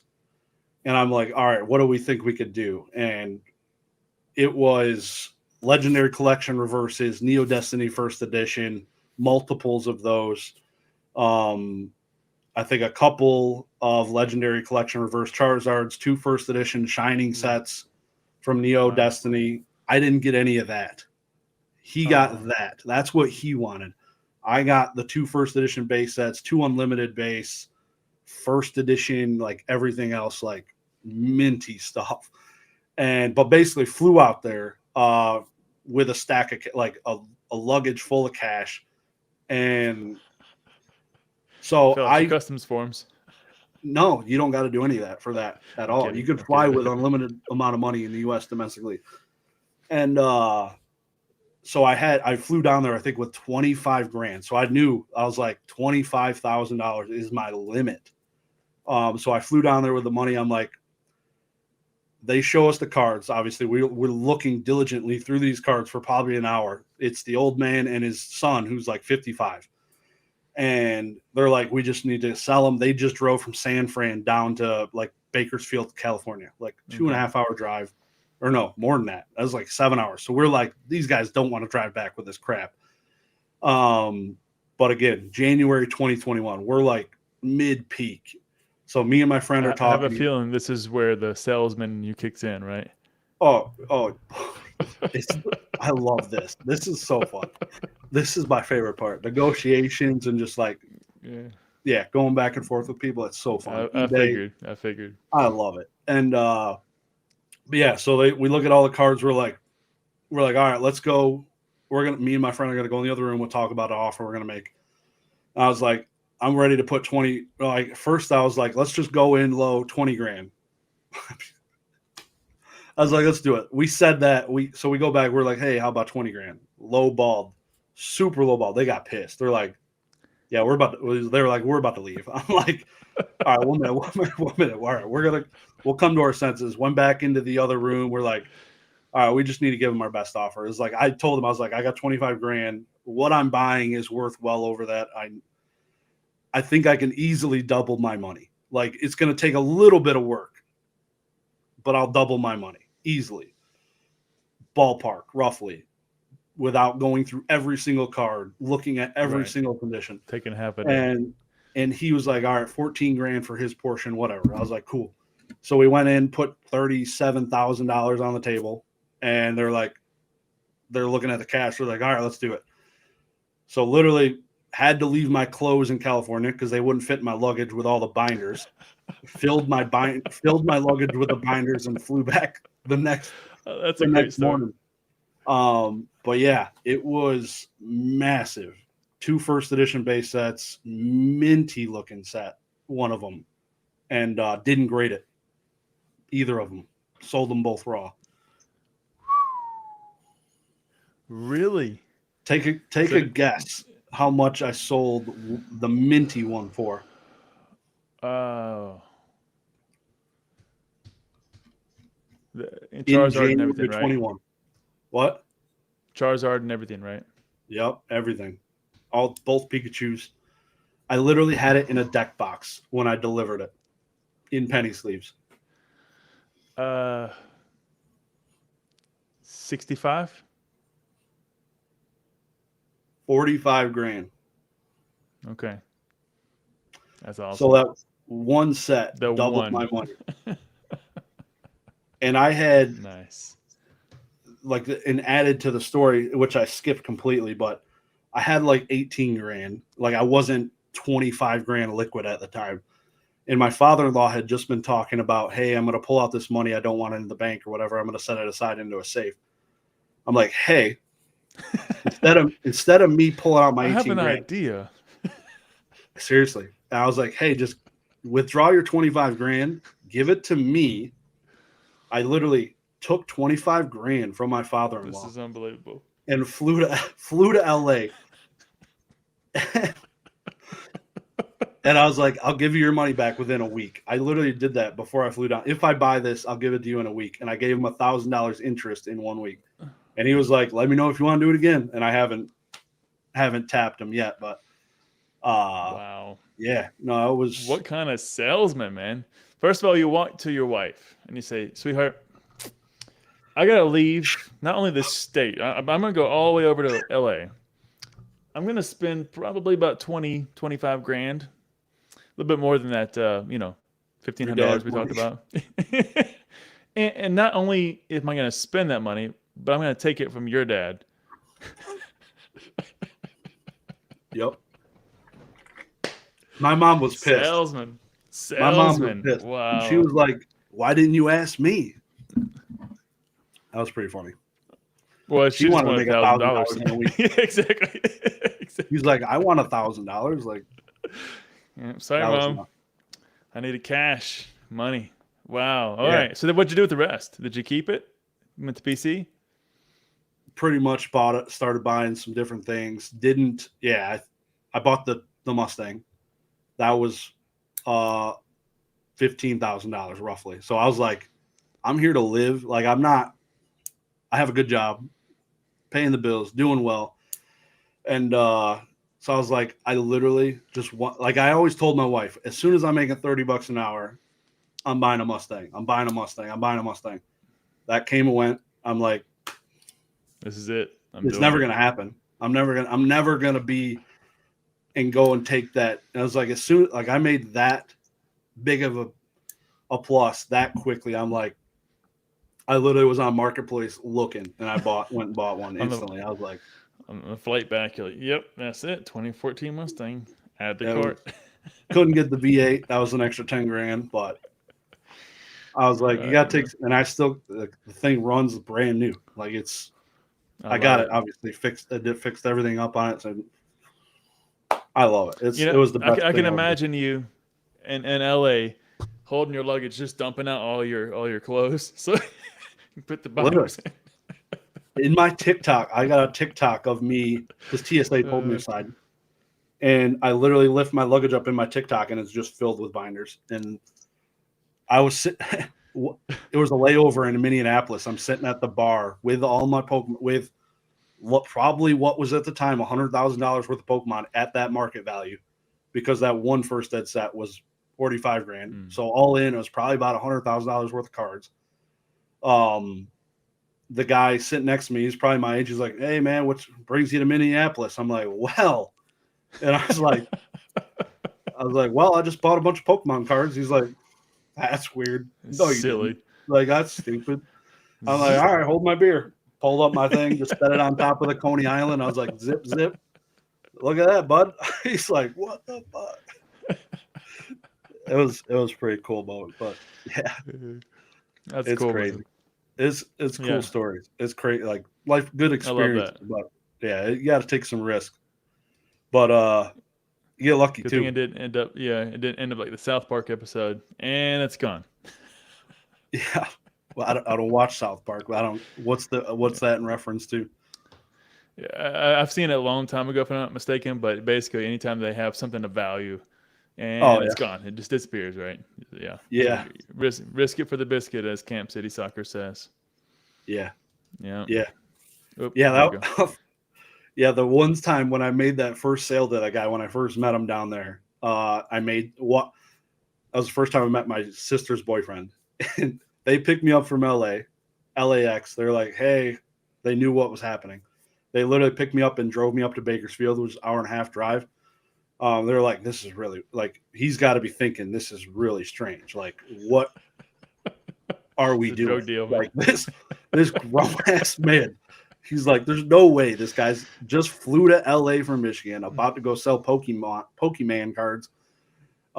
He's a manufacturing engineer and does all this awesome stuff. And like, yeah, he probably blew his mind. I came back in. I was like, all right, go. I'm like, yep, there's the money. Keep going. Go. Like, he's like, wow. Yeah. It's crazy. Greeny, awesome your boys, Stafford, lighting up tonight. Good. I think he's on my one fantasy. It's the team that's not in the playoffs. God. Yet another disappointment. Sorry to hear that. Yeah. Oh, okay, Chaos. That was PC. All right. Well, definitely a good upgrade then. Good stuff, man. Chaos Emperor. Thanks for subscribing to the channel, by the way. That's a Yu-Gi-Oh card, Chaos Emperor Dragon. His name in reference. Did not know. Not my Didn't think you would. Expertise. No, sir. Thanks for the slap in the face. Much appreciated. Anytime. I'm here all week. All right, man. So one of the things I saw in the very beginning, and I loved it, was a turkey fight, a human turkey fight. That was hilarious to I just watch. watched that like last week. That was so good. In that video, if I'm not mistaken, you said that you're going to watch this back in 10 years, and it had been already 8 years since. What was your Wild. thoughts as you watched that back? I literally just because it's on YouTube, I sitting around with those are my brother-in-laws. They're now 21 and 19. So we turned it on for them to see it, and it's just hilarious to see their reaction to it. We got it on the screen with like 20 people around for like Thanksgiving dinner. They're like, "Holy cow, look at them!" It's like, "Oh, there's grandma sitting in the background who had just passed away," and it's all this sad stuff. But it's cool, and that's what's awesome about videos. Like I have so many videos on just old stuff and on a solid state drive, and I don't know. It's something about it. I like watching. Like if I just did what I just watched recently, and literally 50% or some of my own videos. It's kind of weird, but literally I was just watching, like reminiscing on some old ones recently, and yeah, it's Good times, man. Yeah, for sure. I saw one of them, and you had a guitar in the background. Do you play? No, not enough. Okay. It's in my closet. I know a couple of chords. That's it. Okay. I You're wish not out there like rocking out some Pantera or anything on the acoustic. dude, that is being able to do that or play piano is like one of my life goals. Or be bilingual. I'll take either one. Give me some awesome thing like that, and I'd be so happy. Just be able, like, more so, I'd love the guitar just because I love bonfires. Being able to sit down and strum and play a guitar sitting around the bonfire is such a vibe. And I got cousins and family that do it when we go and they play, and I'm like, dude, I wish. That'd be so fun. It was actually one of the interesting stories my grandmother told me. When they had guests over, what they would actually do is play music, not only for the guests, but if the guest was also musically inclined, they would actually play with the guests. And that was like the form of entertainment. So violin, guitar, you name it, they had spoons, the whole thing, right? So they went all out, and That's awesome. it was really, just jam session. That's right. It's like, what better way to spend time with your guests and just rock out, man? That's how awesome. many, like, I wonder how many bands were born from that, like there's got to be a bunch. Well, it was funny. I never knew it until I was taking her home. She lives in West Virginia. So I was taking her home, and she was telling me there was a song came on the radio that sounded like her dad. And so we talked about that for a little while. But her dad actually played in a blues band back in the day. Wow. I was like, I didn't know that. He's like, yeah, he was on the radio and did this and that. I'm like, this is awesome. I love it. I love it. But then was a coal miner. So that's cool though, man. That's awesome. Yeah. Do you play anything? Yeah, I played a lot growing up. Not anymore. Not since I had kids. But I rocked out for pretty much my entire teenage years. Electric? That was me sitting. Yeah, electric. It was me sitting in my room, door closed, amplifier, some tabler music, and just rocking out, playing that song over and over and over again. Metallica, cool. Jimi Hendrix. Yeah, that was me. What's your favorite concert you ever went to? Got one? Ooh. Just because I was a kind of guitar enthusiast, it was probably Steve Vai at the House of Blues in Myrtle Beach. Oh yeah, that'd be it was good venue. It was awesome. Oh yeah, it was. Venue is awesome. It's a great place. It's right there, close to the beach. Great setup, acoustics. But Steve Vai was, or still is, one of the best guitarists that's ever lived, man. I think he was in White Snake or something like that. Yeah. Okay. SDC. Good to see you, my friend. is here. Love it. What a legend. He's been around for a long time. Shout out to you, brother. I saw his comments way back on your videos 2 years ago. 2 years ago, I saw his comments on your video. Way back. Man, he's been rocking it, man. Yep. Legend. I love it. Meet him one day. I hope so, man. I hope so. Yeah, I'm not sure. Him, her. And this is my impression. You tell me if I'm wrong. It has seemed like you've probably graded more cards than most people ever have. How many do you think you've ever graded? What's that number you put on it? Because I mean, you're Most grading pretty much people, yes. everything. Yeah. I think any of us making a YouTube video about Pokemon is probably grading more cards than most people, but probably 5,000, 4,000, Oh, 5,000. okay. It's not. You just seem like you grade so many. I mean, yeah, it's like yeah. World, It's probably World of 5,000. Warcraft, grade it. Yu-Gi-Oh, grade it. Yeah, Pokemon, yeah. It's grade probably it. still about 5,000, which is it's a lot. Like, and to think that 500 card lot I did this year, that's the first time I've ever done a 500 card sub. I've never done that. Probably I've done the last time. Yep, this is the last time. Yep, and I still butthurt, but yeah, yeah, 4K for sure. Like I said, I don't do usually the volumes, not the 26 card listed. Right. I don't have the capacity to be able to do that much. And if I did, it would probably end up at consignment again. If I did a large volume like that ever again, It's too much. Yeah, too much to list. yeah. Okay. Yep. Yeah. All No, right. it's 4,000, 5,000, which is probably That's still a lot. more than average, but it's not. Yeah.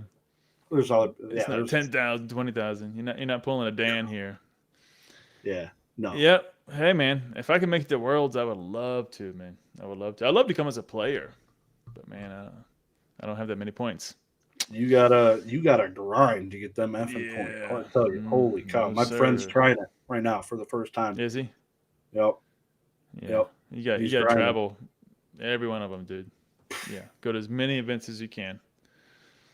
4K easy. Nice, man. Nice. From Hopefully Hawaii. That comes with I mean, I guess LA is kind of close there. Yeah, not too bad. Yeah, not too bad. USDA grade, says Chef. Yeah. Nice. Yeah. Nice. Shiz, favorite food, my friend, as from Chef. From the chef's mouth. If I could eat it every day, I probably would, but I'd die. Pizza. I just ate a whole one yesterday watching you guys. Oh yeah, I could in my sleep I could slam a whole pie. Oh yeah. Yeah. I need to get back on eating no pizza again because that's when I lost my most weight. Pizza's bad. I love pizza. It's definitely like a. I love a pizza, man. I do the Hawaiian. Love some pineapple, some chicken on it. Thin crust. I like mine thin crust though, and it's Hawaiian. Crunchy. I need to do that more because it's less carbs. But my kids also need to start eating more because them splitting one slice doesn't help Dad. There's like when my problem is if the food's there, I'm gonna eat it.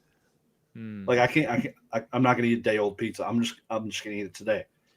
Yeah, my kids seriously will split a slice. They eat like freaking squirrels. My boys are the opposite. Oh, but yours is how old though? My son's 3, daughter's 5. Okay. They'll literally split one slice of pizza and one cheese bread. They'll split both. So like, wow, no. My son will eat a half a large right now. My older son. Respect. Half a large. That would help me so much. And he looks at me and says, "Dad, I'm still hungry. Can I have a banana?" I'm like, "Yep, go for it." He's growing though. He's almost as tall as me. Yep. I was the same way. My dad was like, "How many cheeseburgers you want?" I was like, "Bring the whole menu, bro. What are we doing?" How many burgers can fit on here? Silly question. Buy me another Charizard, Dad. Yeah. Lions Super Bowl. Bet 1K. No. Detroit Lions or 49ers from STC. 1v1? Man, Niners probably win. Taking the Niners? Yeah, I'd take the Niners. Finishing all my kids' leftovers is bad, LOL. I can't wait until I eat more. Like they're like, I don't want these fries. I'm like, dude. The damn fries. Jesus. Well, see, I eat the day after though, so I'm all the time. Like I live off the leftovers. My lunch I take to work. It's definitely something I don't mind. with me around, there's not leftovers. That's the problem. I'm literally a human vacuum. That's my problem. If the food's there, it's gone. Yep. I tell my wife, I was like, please do me a favor. Don't ask me if I want your food when you're done eating. Just put it in the trash. I literally tell her, just throw the shit like I'm done. I can't. I'll consume it. Sweetheart, I have 2 more bites here. Do you want to finish this for me? Oh, yeah. I guess I'll finish it. Yeah, I guess. Darn it. Bring it on. Jeez. I love it. I love it. So going back to your recent consignment, one of the things I'll watch that video. So 600 plus cards, some of those, a large number of those going sub $10. But you said you made a profit, man. I don't see how you made a profit on that. No, I didn't make a profit. I made, so I didn't owe them money when it sold. Okay. That's what I was shocked about. Okay. So I made, no. So yeah, when a $10 card sold, their fee was 15% plus 85 cents or something like that for a $10 card. And then there was also 99 cents. So for that $10 example, I made whatever, $7. For the 99-cent cards that sold, I still made 4 cents, which is insane to me. It's like, how am I making any money? And you just sold a card for 99 cents? Like I should be paying them. Like through Z&G Emporium, I would owe the house. Yeah. Because their additional $5 fee. So I lost. I lost. I mean, you were able to unload massive on that though. Mm. Yeah. That was the PSA return. The what? That was the PSA return though, right? That's the most of it. 500 card. Yeah. I'd say 75%. The other 25% was probably the bigger sales. Like there was $200 card, $100 card. Like I just sold the MetaZoo card, but I had just purchased that a month ago off PWCC for like half the price. So I like doubled my money on that one. But yeah, it was mostly making space. Take a loss. Yep. Reduce I got all that crap here anymore. So besides this little apply a K1 to your salary and reduce your taxable wages. Yep. Yeah, that's it. What you got there? These are all my some first edition base cards. All of these. Nice. I gotta go.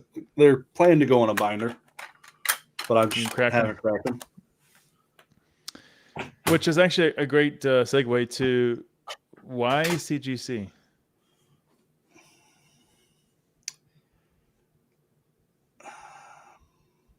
For what? For grading. Period.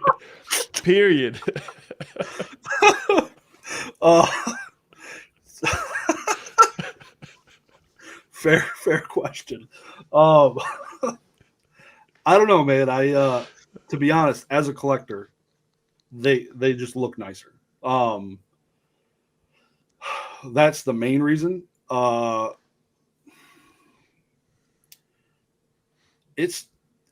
That's the main reason. I like the conditional rarity for what they offer for the perfects, and then the pristines now are both conditional rarity, like niches above a PSA 10 gem mint. So I've always been like a conditional rarity guy, of course. Like anybody who likes PSA 10s is a conditional rarity guy. So I like that next step. Like I like the pristines and the perfects when they existed. Albeit perfects were like very scarce for English printed cards. It was like non-existent for the most part.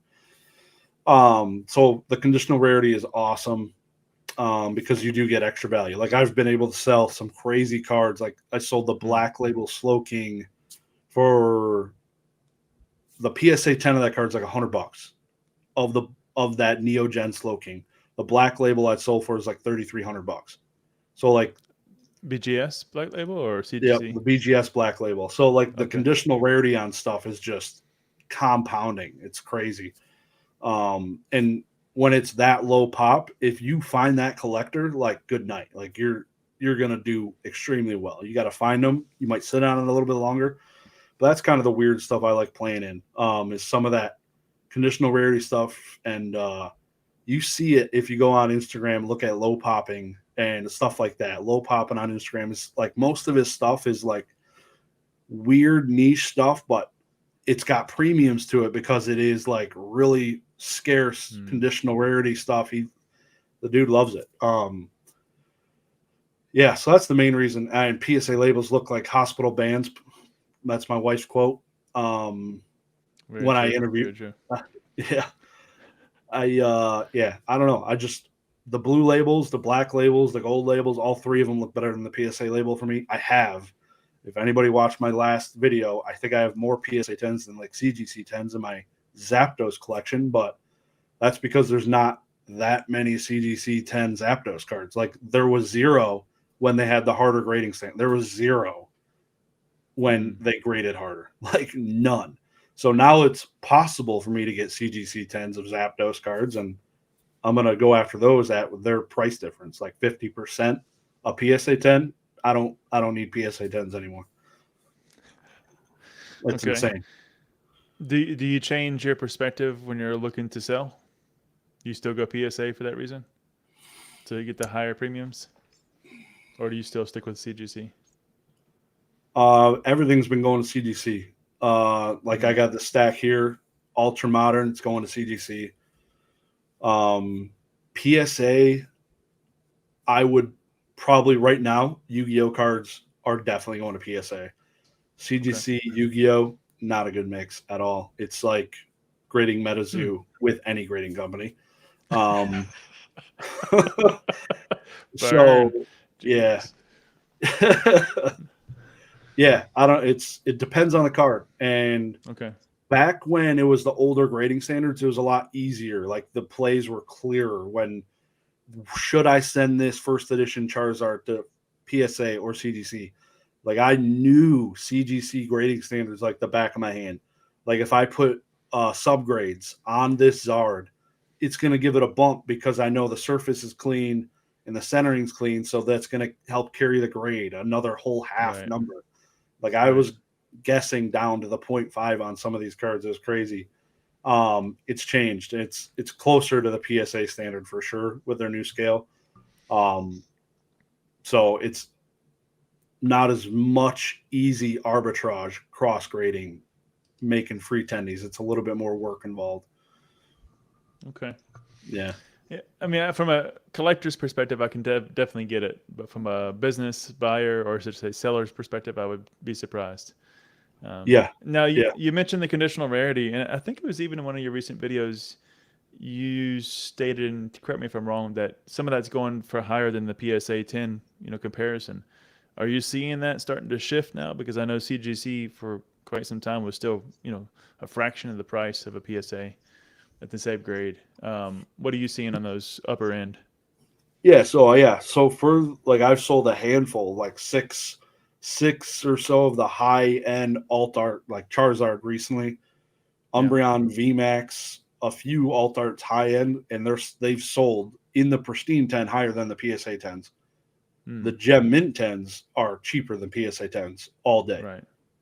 Okay. I don't think I've ever seen a Gem Mint 10 CGC outsell a PSA 10.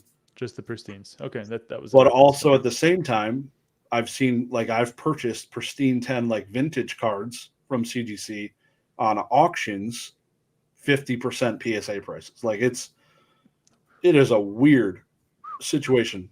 And Nito, the guy he works with Dubsy a lot. He said a client of mine has a pristine 10 first edition Charizard, and he had to offer, I think it was $500,000 for his Charizard, which is 2x a PSA 10. There's only 2 of those, which I get it.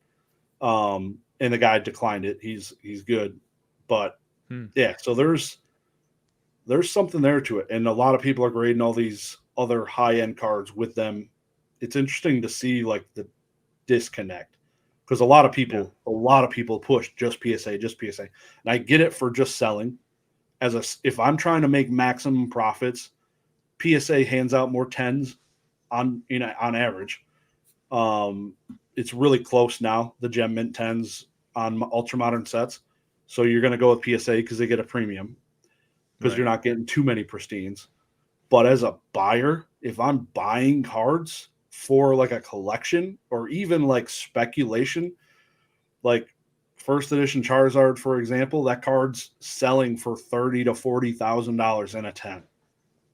The chances of that going to 60 versus a $200,000 10 going to 400, right?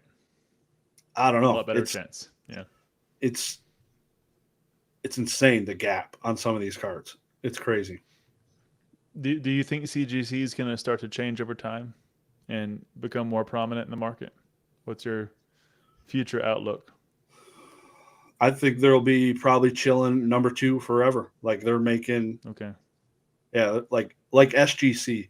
They've been around a long time. They were originally part of CGC, the tuxedo company. They were originally their grading company. And they parted ways, and obviously CGC's like, all right, let's get back into this apparently and make our own. But yeah, so I think like CGC will just be there turning and burning cards, and SGC holds the highest 2 sales for sports cards in the history of sports cards, public sales. And they're not PSA. It was a 9.5 Mickey Mantle rookie card for $12.9 million, then like another $7 million Honus Wagner, I think. Yeah, I think I remember you mentioned that with Oak. Yeah. PSA, they're just hodling everything, I guess. Or I don't know. They're not selling these cards, but yeah, SGC is number 2 successful. That's something. We'll have to see. Yeah. Time will tell. Hopefully PSA doesn't slip up, but never know, man. I've always wanted Beckett to do a bit more. I've always been a Beckett fan growing up. Yeah. Yeah. I mean, just because that's what I had. I had the pricing magazines. I would go, go out, get look at my prices for my cards and have the Beckett magazine. That's all we had. So it was just something I had growing up. Yeah. But I got a big appreciation for binders. I have binders. I have still a few different binders. Like you can see some of them in the corner there stacked up, but yeah, it's I'm all over the place, like I said.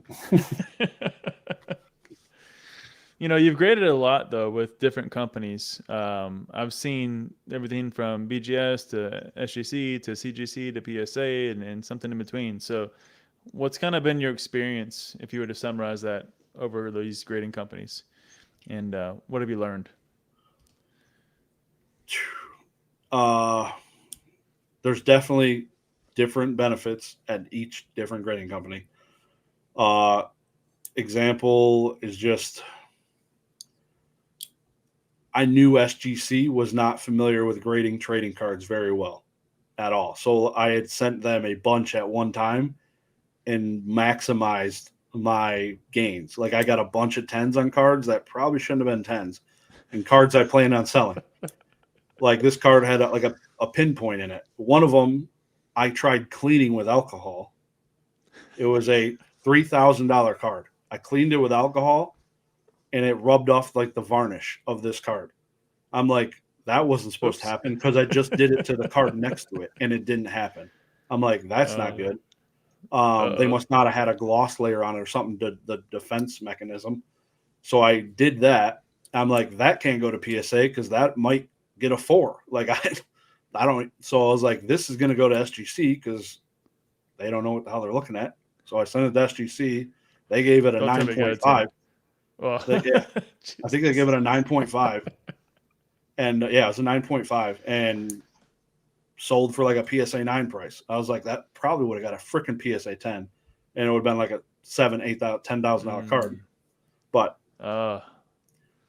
it's just the nuances between like different grading companies. And then I was like, I know SGC. So I took a stack of sports cards and sent them to SGC. They know sports cards.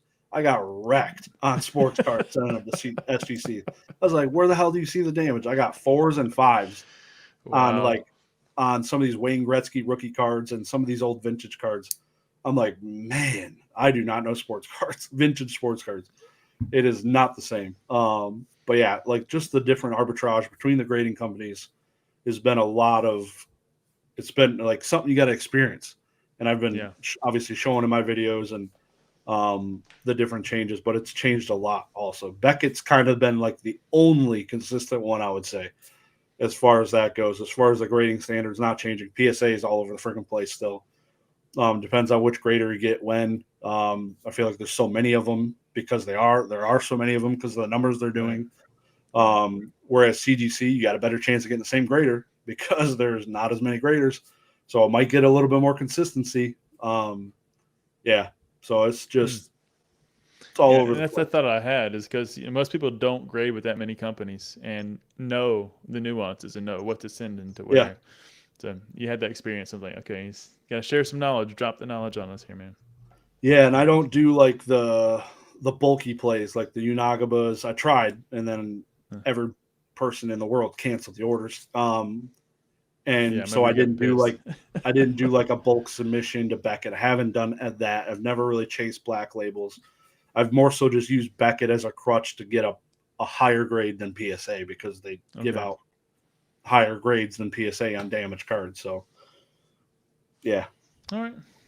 Yeah, Yep. I don't know. I'm wanting to play with it a little bit, but I also don't want to burn myself in the process. So I'll have to give it a try one day and try a few other ones and just kind of play with it a little bit and see what I can do. Well, you'll have to talk to Mason because Mason was like, I'm never grading a card. I'm never grading a card. He's like, I remember watching videos of him. He's like, it doesn't make sense. It's like I could turn and He's all burn about that it so now. much faster. That son of a gun's a grading machine now. He's there. If you can identify tens, you're gonna make profits. Like you're gonna be doing well. So yeah, it's practice. Practice makes Dan's perfect. plays, aka Bo. Tens plays AK exactly. Oh, that's the plays though, man. What That's was that? big brains. This was Skull and Crossbones here when we were talking about MetaZoo. Don't grade it anywhere. Yeah, that's what that was. Oh god. All right. Let's turn the view and the lens over to the market for just a minute, and then we'll get into some rapid fire. We'll see how you do there if you survive. But looking at the market, Mason's like, chill. I nailed it on the head. He said that. Grading machine. How do you see the future of Pokemon at this moment? Does it look healthy to you? Yeah, I think it looks damn healthy. I was at Meyer today. There's 55-year-old guy was staring at these Pokemon cards. I'm like, this dude's got to move so I can go grab some of these UPCs. I'm like, come on, bud. Yeah, it's doing just fine. We're not in 2020, 2021. That was insane. Like that, I couldn't imagine more time like that. That would be insane. But to be able to buy and sell and grade modern Pokemon cards still and make money is crazy. Like to me, like it's obviously it's like sports cards. Like you got rookie cards; those are real people. Like people are speculating like this guy could be an all-time great. Like this guy could be a Hall of Famer. This guy could be part of our lives for the rest of our lives. Like he could be in the NBA for 45 years. Like he's going to be the next greatest coach of all time. Like these are real people. And we're talking about Pokemon and what it's doing. Charizard. Yeah, Charizard, Umbreons, and like this Marnie's Pride. The prices they sell for. You tell people, like I tell my friend who has no idea what Pokemon is, I tell him like, hey, I just sold the Charizard that came out in 2023 for $450. He's like, what? What do you mean? He's like, I thought only first edition base Shadowless does that. Like, I'm like, no, there's dumb stuff happening. Like you see this Pikachu that came for free in a box if you bought $20 worth of product from Pokemon Center. That's selling for $400, $300, whatever, in a graded 10. I'm like, they're stupid stuff. Like as long as that's happening still, like people are like, you can auction like Pokemon's insane. You can auction cards and like the views you get if it's not a niche old thing or a weird Pokemon, but you can auction things and it gets views and usually it sells for sold. Yeah. a market Decent. price Yeah. if it's ultra modern. Yeah. Like it's healthy. There's so many people into it. Like you said, listen to your podcast. Like the number of people going to regionals is like big up from before. Yeah. Huge. Makes sense. It's where it is. And then you see these other TCGs, One Piece popping off huge. Mm-hmm. It's people like tangible asset, like physical thing, like Pokemon, sports cards, like actual, like the Hearthstones, the Magic online. I forget what it's called, Magic something online. Like it's fun to mess around with. It's a video game, but people like holding and playing, being in person, sitting across from somebody, playing in a game. Like there's no, like you experience it, sitting across from a stranger and just clapping his cheeks is the best feeling in the world. It is. Yeah. When I talked to Justin Basil in my last podcast, got his perspective on it. And I said, do we see this going to digital? He's like, no, there's no way. There's no way. No. It will supplement, but it will not replace. Never. Yeah, and they're killing it with those code cards. Genius. Every other TCG missed that. Like, what are we doing? I don't know. Yeah, for real. Tie it in, get extra packs, extra wins, sell it, whatever you want to do. I tell my friend my losses. It must be nice to get wins. Walrus, show us your numbers, man. Yeah, must not watch my YouTube channel. There's been a lot of losses lately. Jesus. I can confirm. I watched quite a number of those. Like, Jesus, I want to bring that one up. Still too fresh. Too fresh. Yeah. No, it's been rough. What troubles do you think we're in, if any, in the market from a Pokemon perspective? Any troubles in the horizon? Yeah. Do you think maybe a pure printed quantity of cards might be a problem in the future? That was my one thought, is like, but in the past, I feel like they've been pretty knowledgeable of what they're doing. I don't know. They've never like completely obliterated. Like I feel like there's so much it'll be interesting. Like demand would have to fall off a cliff for them to not be able to gauge properly. Like they weren't able to gauge the boom. Pandemic, yeah. Because people were fist fighting at Target and they were 40. If the opposite happened, then they would be caught with their pants down. But I can't see that happening. It would be, if anything, something more gradual. Yeah. Yeah, unless like the owner of Pokemon like did something really bad to I don't know. I'm not even going to talk about it. But yeah, if he did something really bad, and, and then the freaking thing on very fire, strategic. Yeah, it would be. Yeah, it would be like a strategically. I'm going to destroy Pokemon by the CEO and turn it into Hasbro, basically. Right. That's fire sale on Amazon. Yeah. He says, I once saw Greeny vend Yu-Gi-Oh! I know losses. That was my most sales in Charlotte was Yu-Gi-Oh, bro. All right. So let's jump over. I had a couple more things, but I think we're going to go ahead and jump into the rapid fire. So, you know how we do it. We'll file these off. Try to answer it with a few words if you can. If you need to take a little rant, feel free. And then we'll transition and we'll do a second version of this. All right. Best TCG ever made. Pokemon. Well, who would win the fight, Lugia or Zapdos? Zapdos. Wrong. Most interesting story for you this year. From me? For you, that you observed, watched unfold. Story? Mm-hmm. The Lions.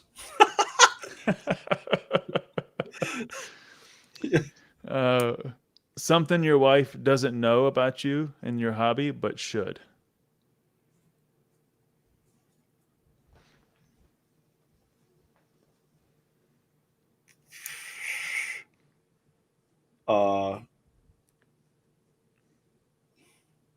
Damn, she knows most. Probably like a dollar amount, and I don't even know the dollar amount of what my entire collection's worth. Okay. My long-term inventory. Your favorite car? Car, Yeah. it'd probably be a Lamborghini Murcielago, yellow, Ooh, nice, nice. or Ferrari 458, Okay. Yeah, or well done. Corvette C8 ultra modern. Those look really nice, by the way. Yeah, they've done a good job with this design lately. They killed that, dude. Yeah, Killed it. every time I see it, I have to take a second look. I'm getting used to it now, but it's like, is that a Ferrari? Like, what is It that? looks Oh, until that's you a see Corvette. its tail end, like it's tough to Yeah, tell. exactly. It's got the GM lights. Favorite Marvel character? That's one of your favorite genres there. You love Marvel, so thought we'd dive into that a little bit. Marvel's tough. DC's easy for me. Probably Spider-Man. Okay. And the favorite movie to go along with that in Marvel? I've only seen probably 10 Marvel movies, and there's Hmm. probably 30. I'm So it surprised. yeah, time. Not a YouTube caught my eye instead of movies now.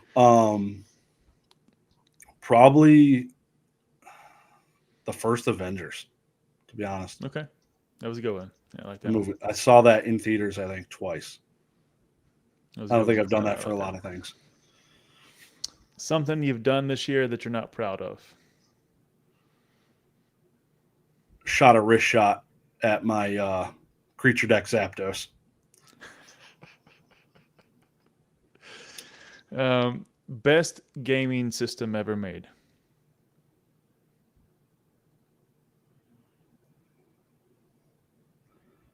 Probably the Xbox 360 for what it Oh, that did, was classic. revolutionized. Yeah. Yeah. That was those. I had a big projection TV at the time. It was great. I loved it. Best game that you've ever Best. played.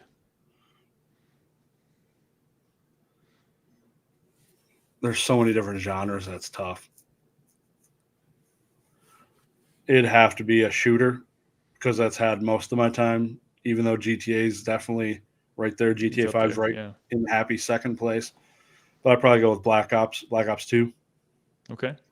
Nice selection, man. Wolfenstein was one of my favorites back in the day. Remember Wolfenstein, the I original? know it, never played it. Oh man, it was classic, man. Only I had Call of to Duty and GTA games, literally my whole life. That's it. showing my age here, but yeah, we had to load that up Some on God of War. floppies, man. Oh, I guess some of Yeah, these too. nice. Oh yeah, I see it. All right, man. We'll move over to name the PokeTuber. All right. Easy. So whatever PokeTuber comes to mind, let me know. Someone that would knock you out in a fight. Echo-based collectibles. Who you look up to most. You and Dan are the only ones taller than me. Uh, So I'll pick Dan. No yeah, offense. he's I think he's a little taller than me though. No? No, I felt like he was. I don't usually look Oh, no. somebody I straight in their eye. forgot Kanto Shark is also taller than me. Jared. Oh really? Yeah, he's I didn't tall. know he was that He was tall. playing baseball. He was supposed to be a pitcher. I He's a didn't know tall that. dude. You never would tell from the video, like most YouTube videos. Who you wish you could see more content from, but you don't. Professor Oak. Agreed. Most respected.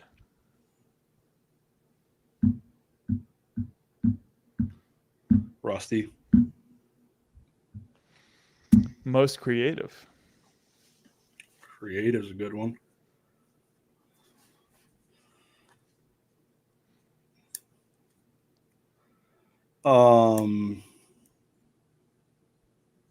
That's a tough one. Not a whole lot of creativeness going on. I immediately get out of like this little niche of Pokemon YouTubers. Probably to keep it within the group, I'd say Pokemon DNA, Pokemon Classics. Yeah. They're good. Biggest heart.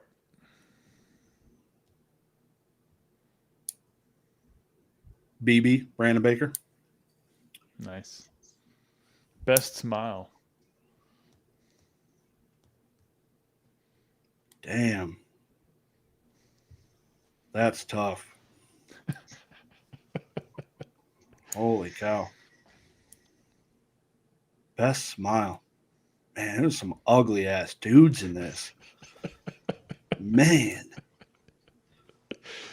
Gonna Who's make you cute? work for it, man. I think Mason's got a hell of a smile. I see him smiling. He'll make me smile. Yeah. When you pull it out of him, yeah, it's there. Yeah. Yeah. He says, I don't know if I agree, but greatly appreciate it. Mason's laugh will get me. Yeah. All right. Someone that will outlast you in this hobby. Brad G cards. Good choice. He don't grade cards. He just likes ripping. Best collection.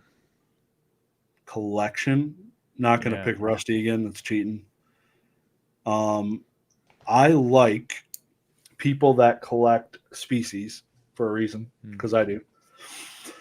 So I'm going to go with somebody like that, and we'll go with Pikachu. He's got a hell of a Scyther collection. Nice. I hadn't seen that one yet. I'll have to check it out one day. Most underrated.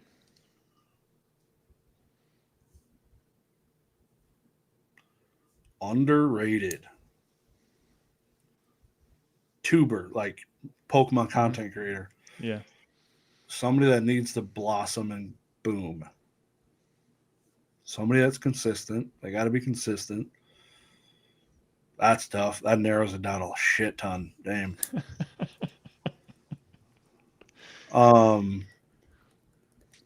Man, this isn't rapid fire here at all. I'd probably say you said consistent. No, you said consistent. No, and he's the most underrated. Underrated. Damn. All right. Yeah, I guess I'll say damn. There's a bunch of crap out there, I tell you. Yeah, fair enough. I guess I'll go with Pokemon DNA just because he's been rocking it. I mean, he's got a lot of room to grow. And on the same perspective, but the other side of the coin, the most deserved growth. Somebody who's grown a lot, but deserved it.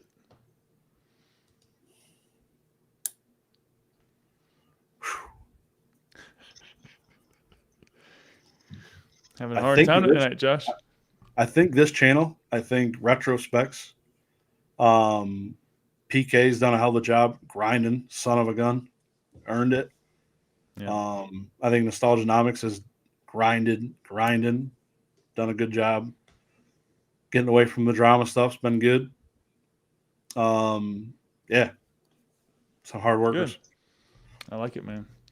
I'm not sure which one you're referring to there, Brad, but either way, much appreciated, sir. Much appreciated. Well, we'll jump over to some of the personal stuff. Again, if you're not comfortable, feel free to let me know. But let's keep it easy and start with. What keeps you motivated, man? You've been cracking it for 3 years on YouTube. You've been obviously collecting for a hell of a long time. What keeps you going, man?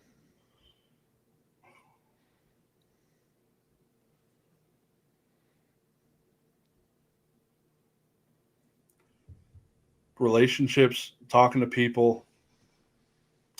I like having I can't sit there and do nothing. Like I can't, I need sometimes to turn off my brain or play a game or something everybody needs, even I mentioned it recently, Mr. Beast, he watches anime or he'll play a video game.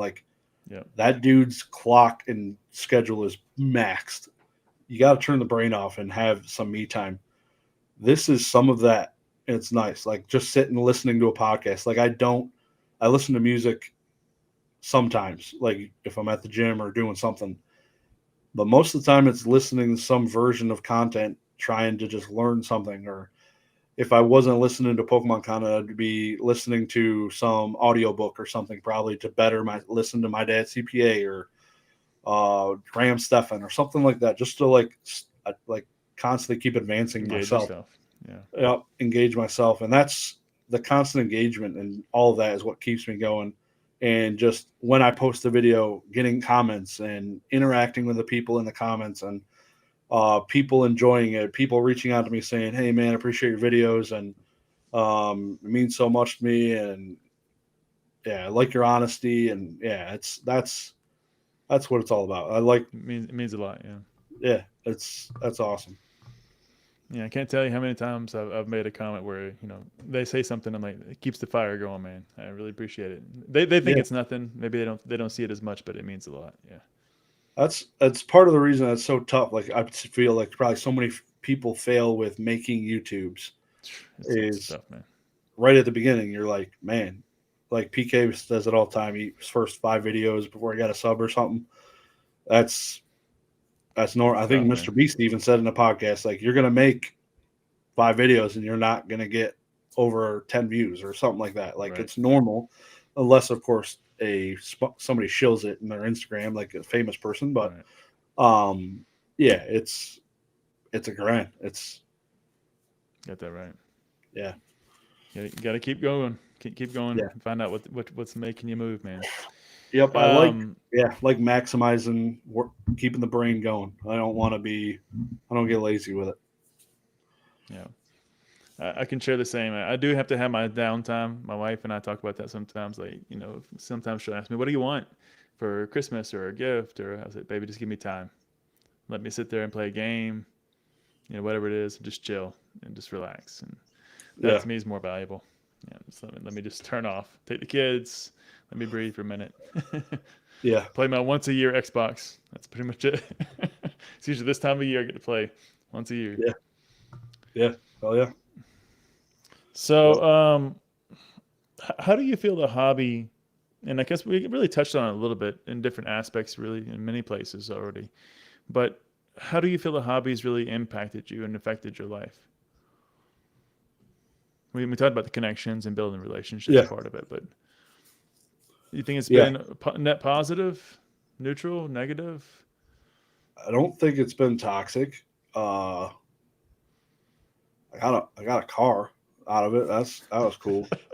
One That's of the cars you've been wanting for a long time. So for my life, honestly. And I didn't think I'd ever get it, to be honest. So, like I said, that $30 an hour came and went. I'm like, this ain't ever gonna happen. You make more, spend more, yep, invest more.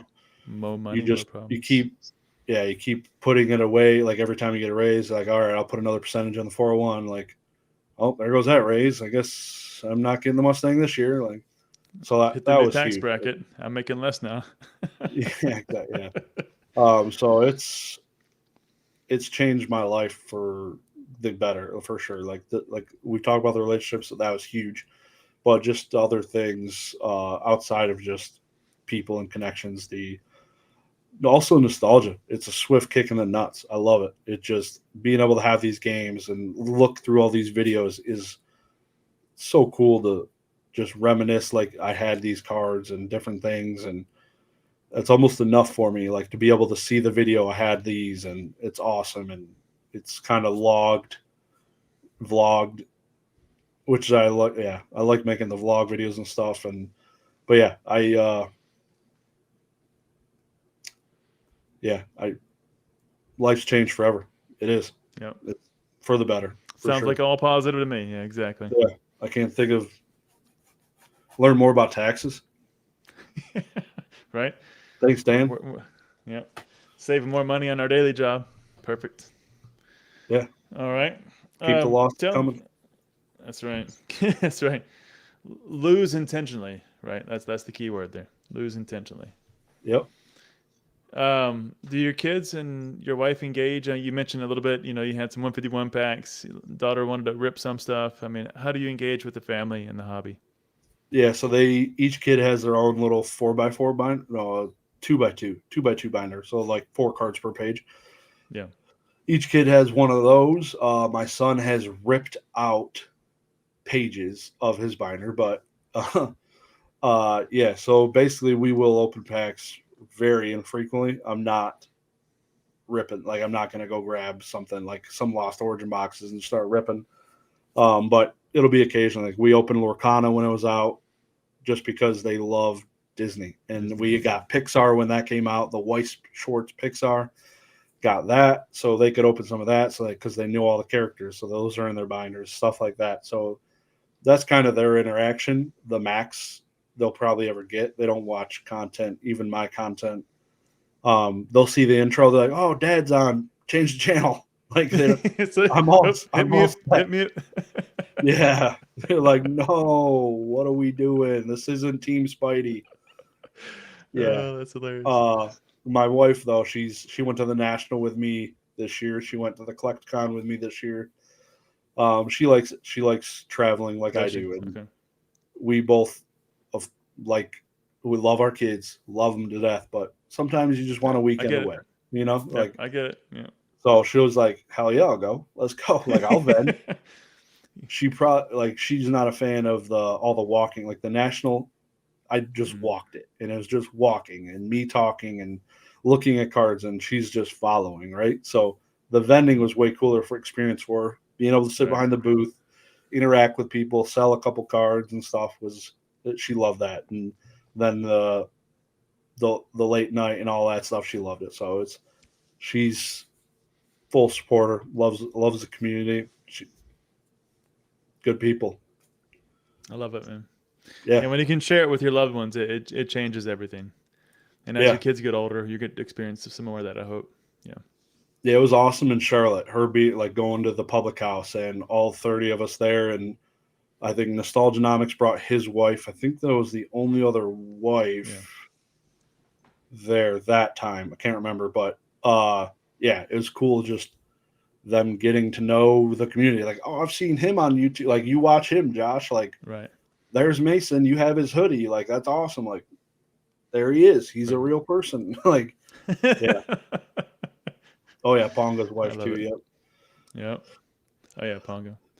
Oh, Yeah. sorry, I missed that one. BB. Again, much love, man. Appreciate it, sir. Yep. Ponga. I got to see Ponga there vending next to Dan in Charlotte. That was good too. Yeah, it was good Dan's to meet everybody assistant. in Charlotte, man. Yeah. Yeah. Yep.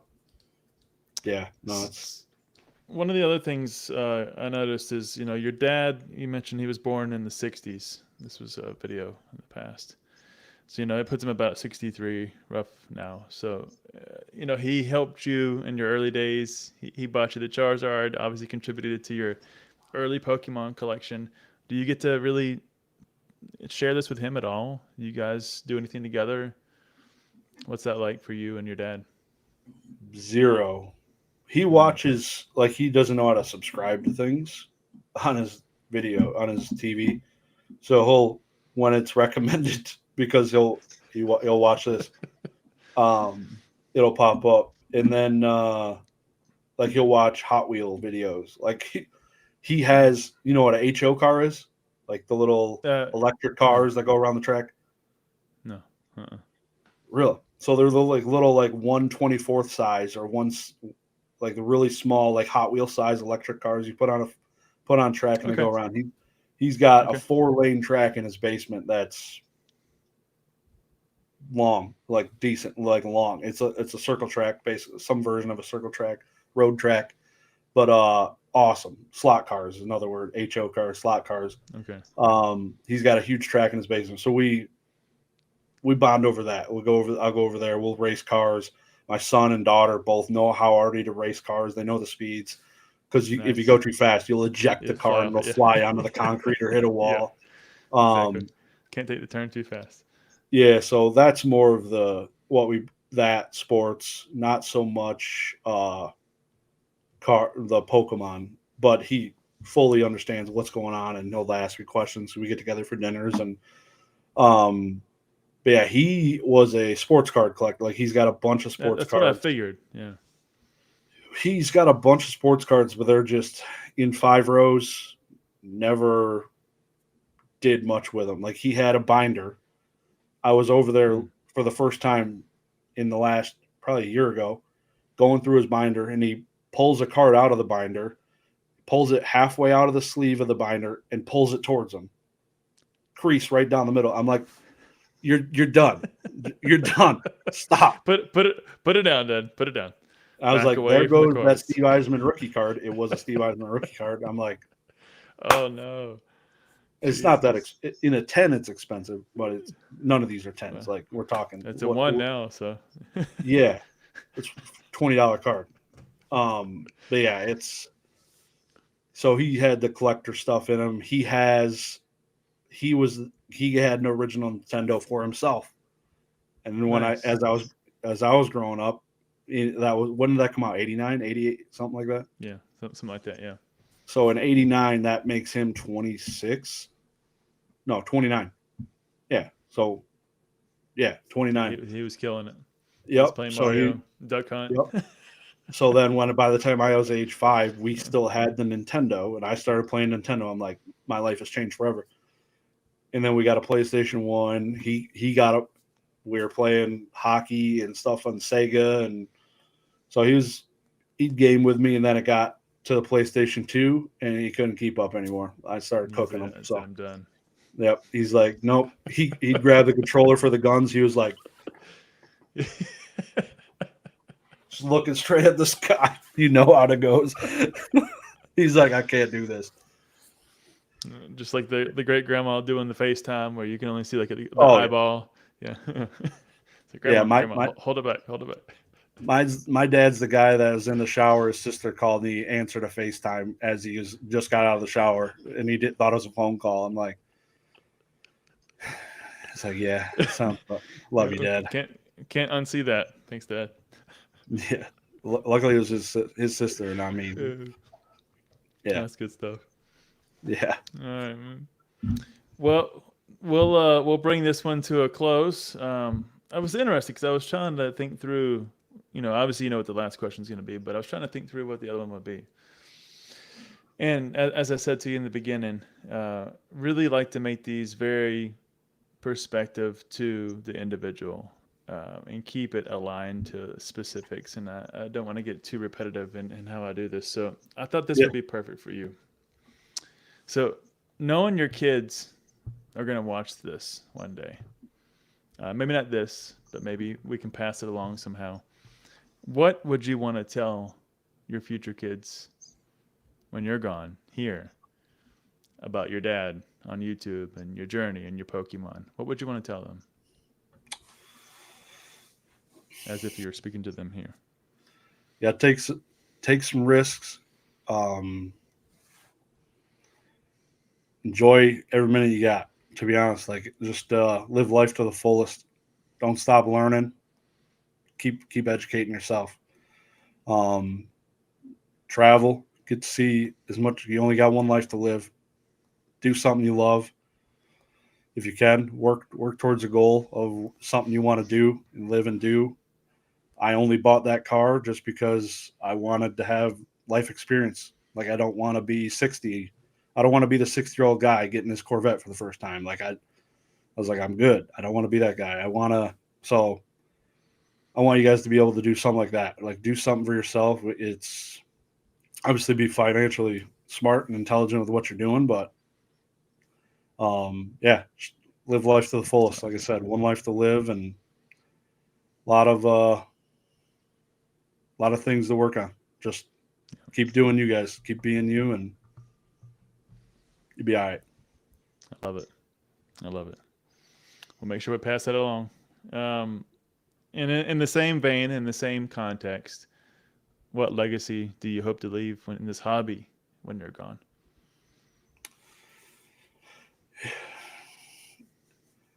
I don't know about a legacy. Just more so, I just want people to more so use YouTube as like what it can be, just like an outlet for getting to know other people in different communities, like your communities. Like, it's a different, instead of being in a Facebook group, just being a person behind a keyboard. This is way more personal. Like meeting people globally, like this is crazy. Inside of the same industry is so cool.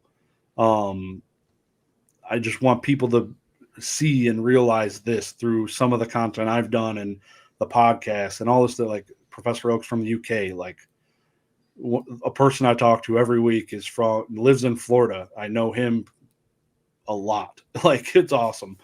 So it's so cool to be able to have these experiences, and I just want to show what's out there, and nostalgia is awesome, and being able to live through and kind of just vlog the life, and maybe it can turn into a career one day. We'll see where I'm at in 30 years. If I did get to retire kind of early and start some side hustle to make some extra money, it would be fun.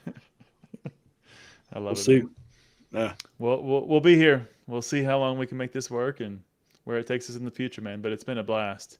Oh yeah, dude. And Josh, man, this has been an awesome conversation. I don't know. I didn't keep too much track. We're at 3 hours, so definitely did good. I don't know if we beat what was Titanic's time. It was like 3:14 or 3:15, something like that. I just missed it. Just missed it, man. That's the way it goes. Yeah, man. Next time, Oh, yeah. we got to do this again in a year, right? So, yeah, I appreciate you having me on, dude. This was it was a good time. Like I said, I've only done a couple of interviews, but this is definitely more in depth. Definitely, like getting to know you a little bit more. I look forward to the first. Have you been interviewed on another channel yet? No, not yet, Yep. not yet.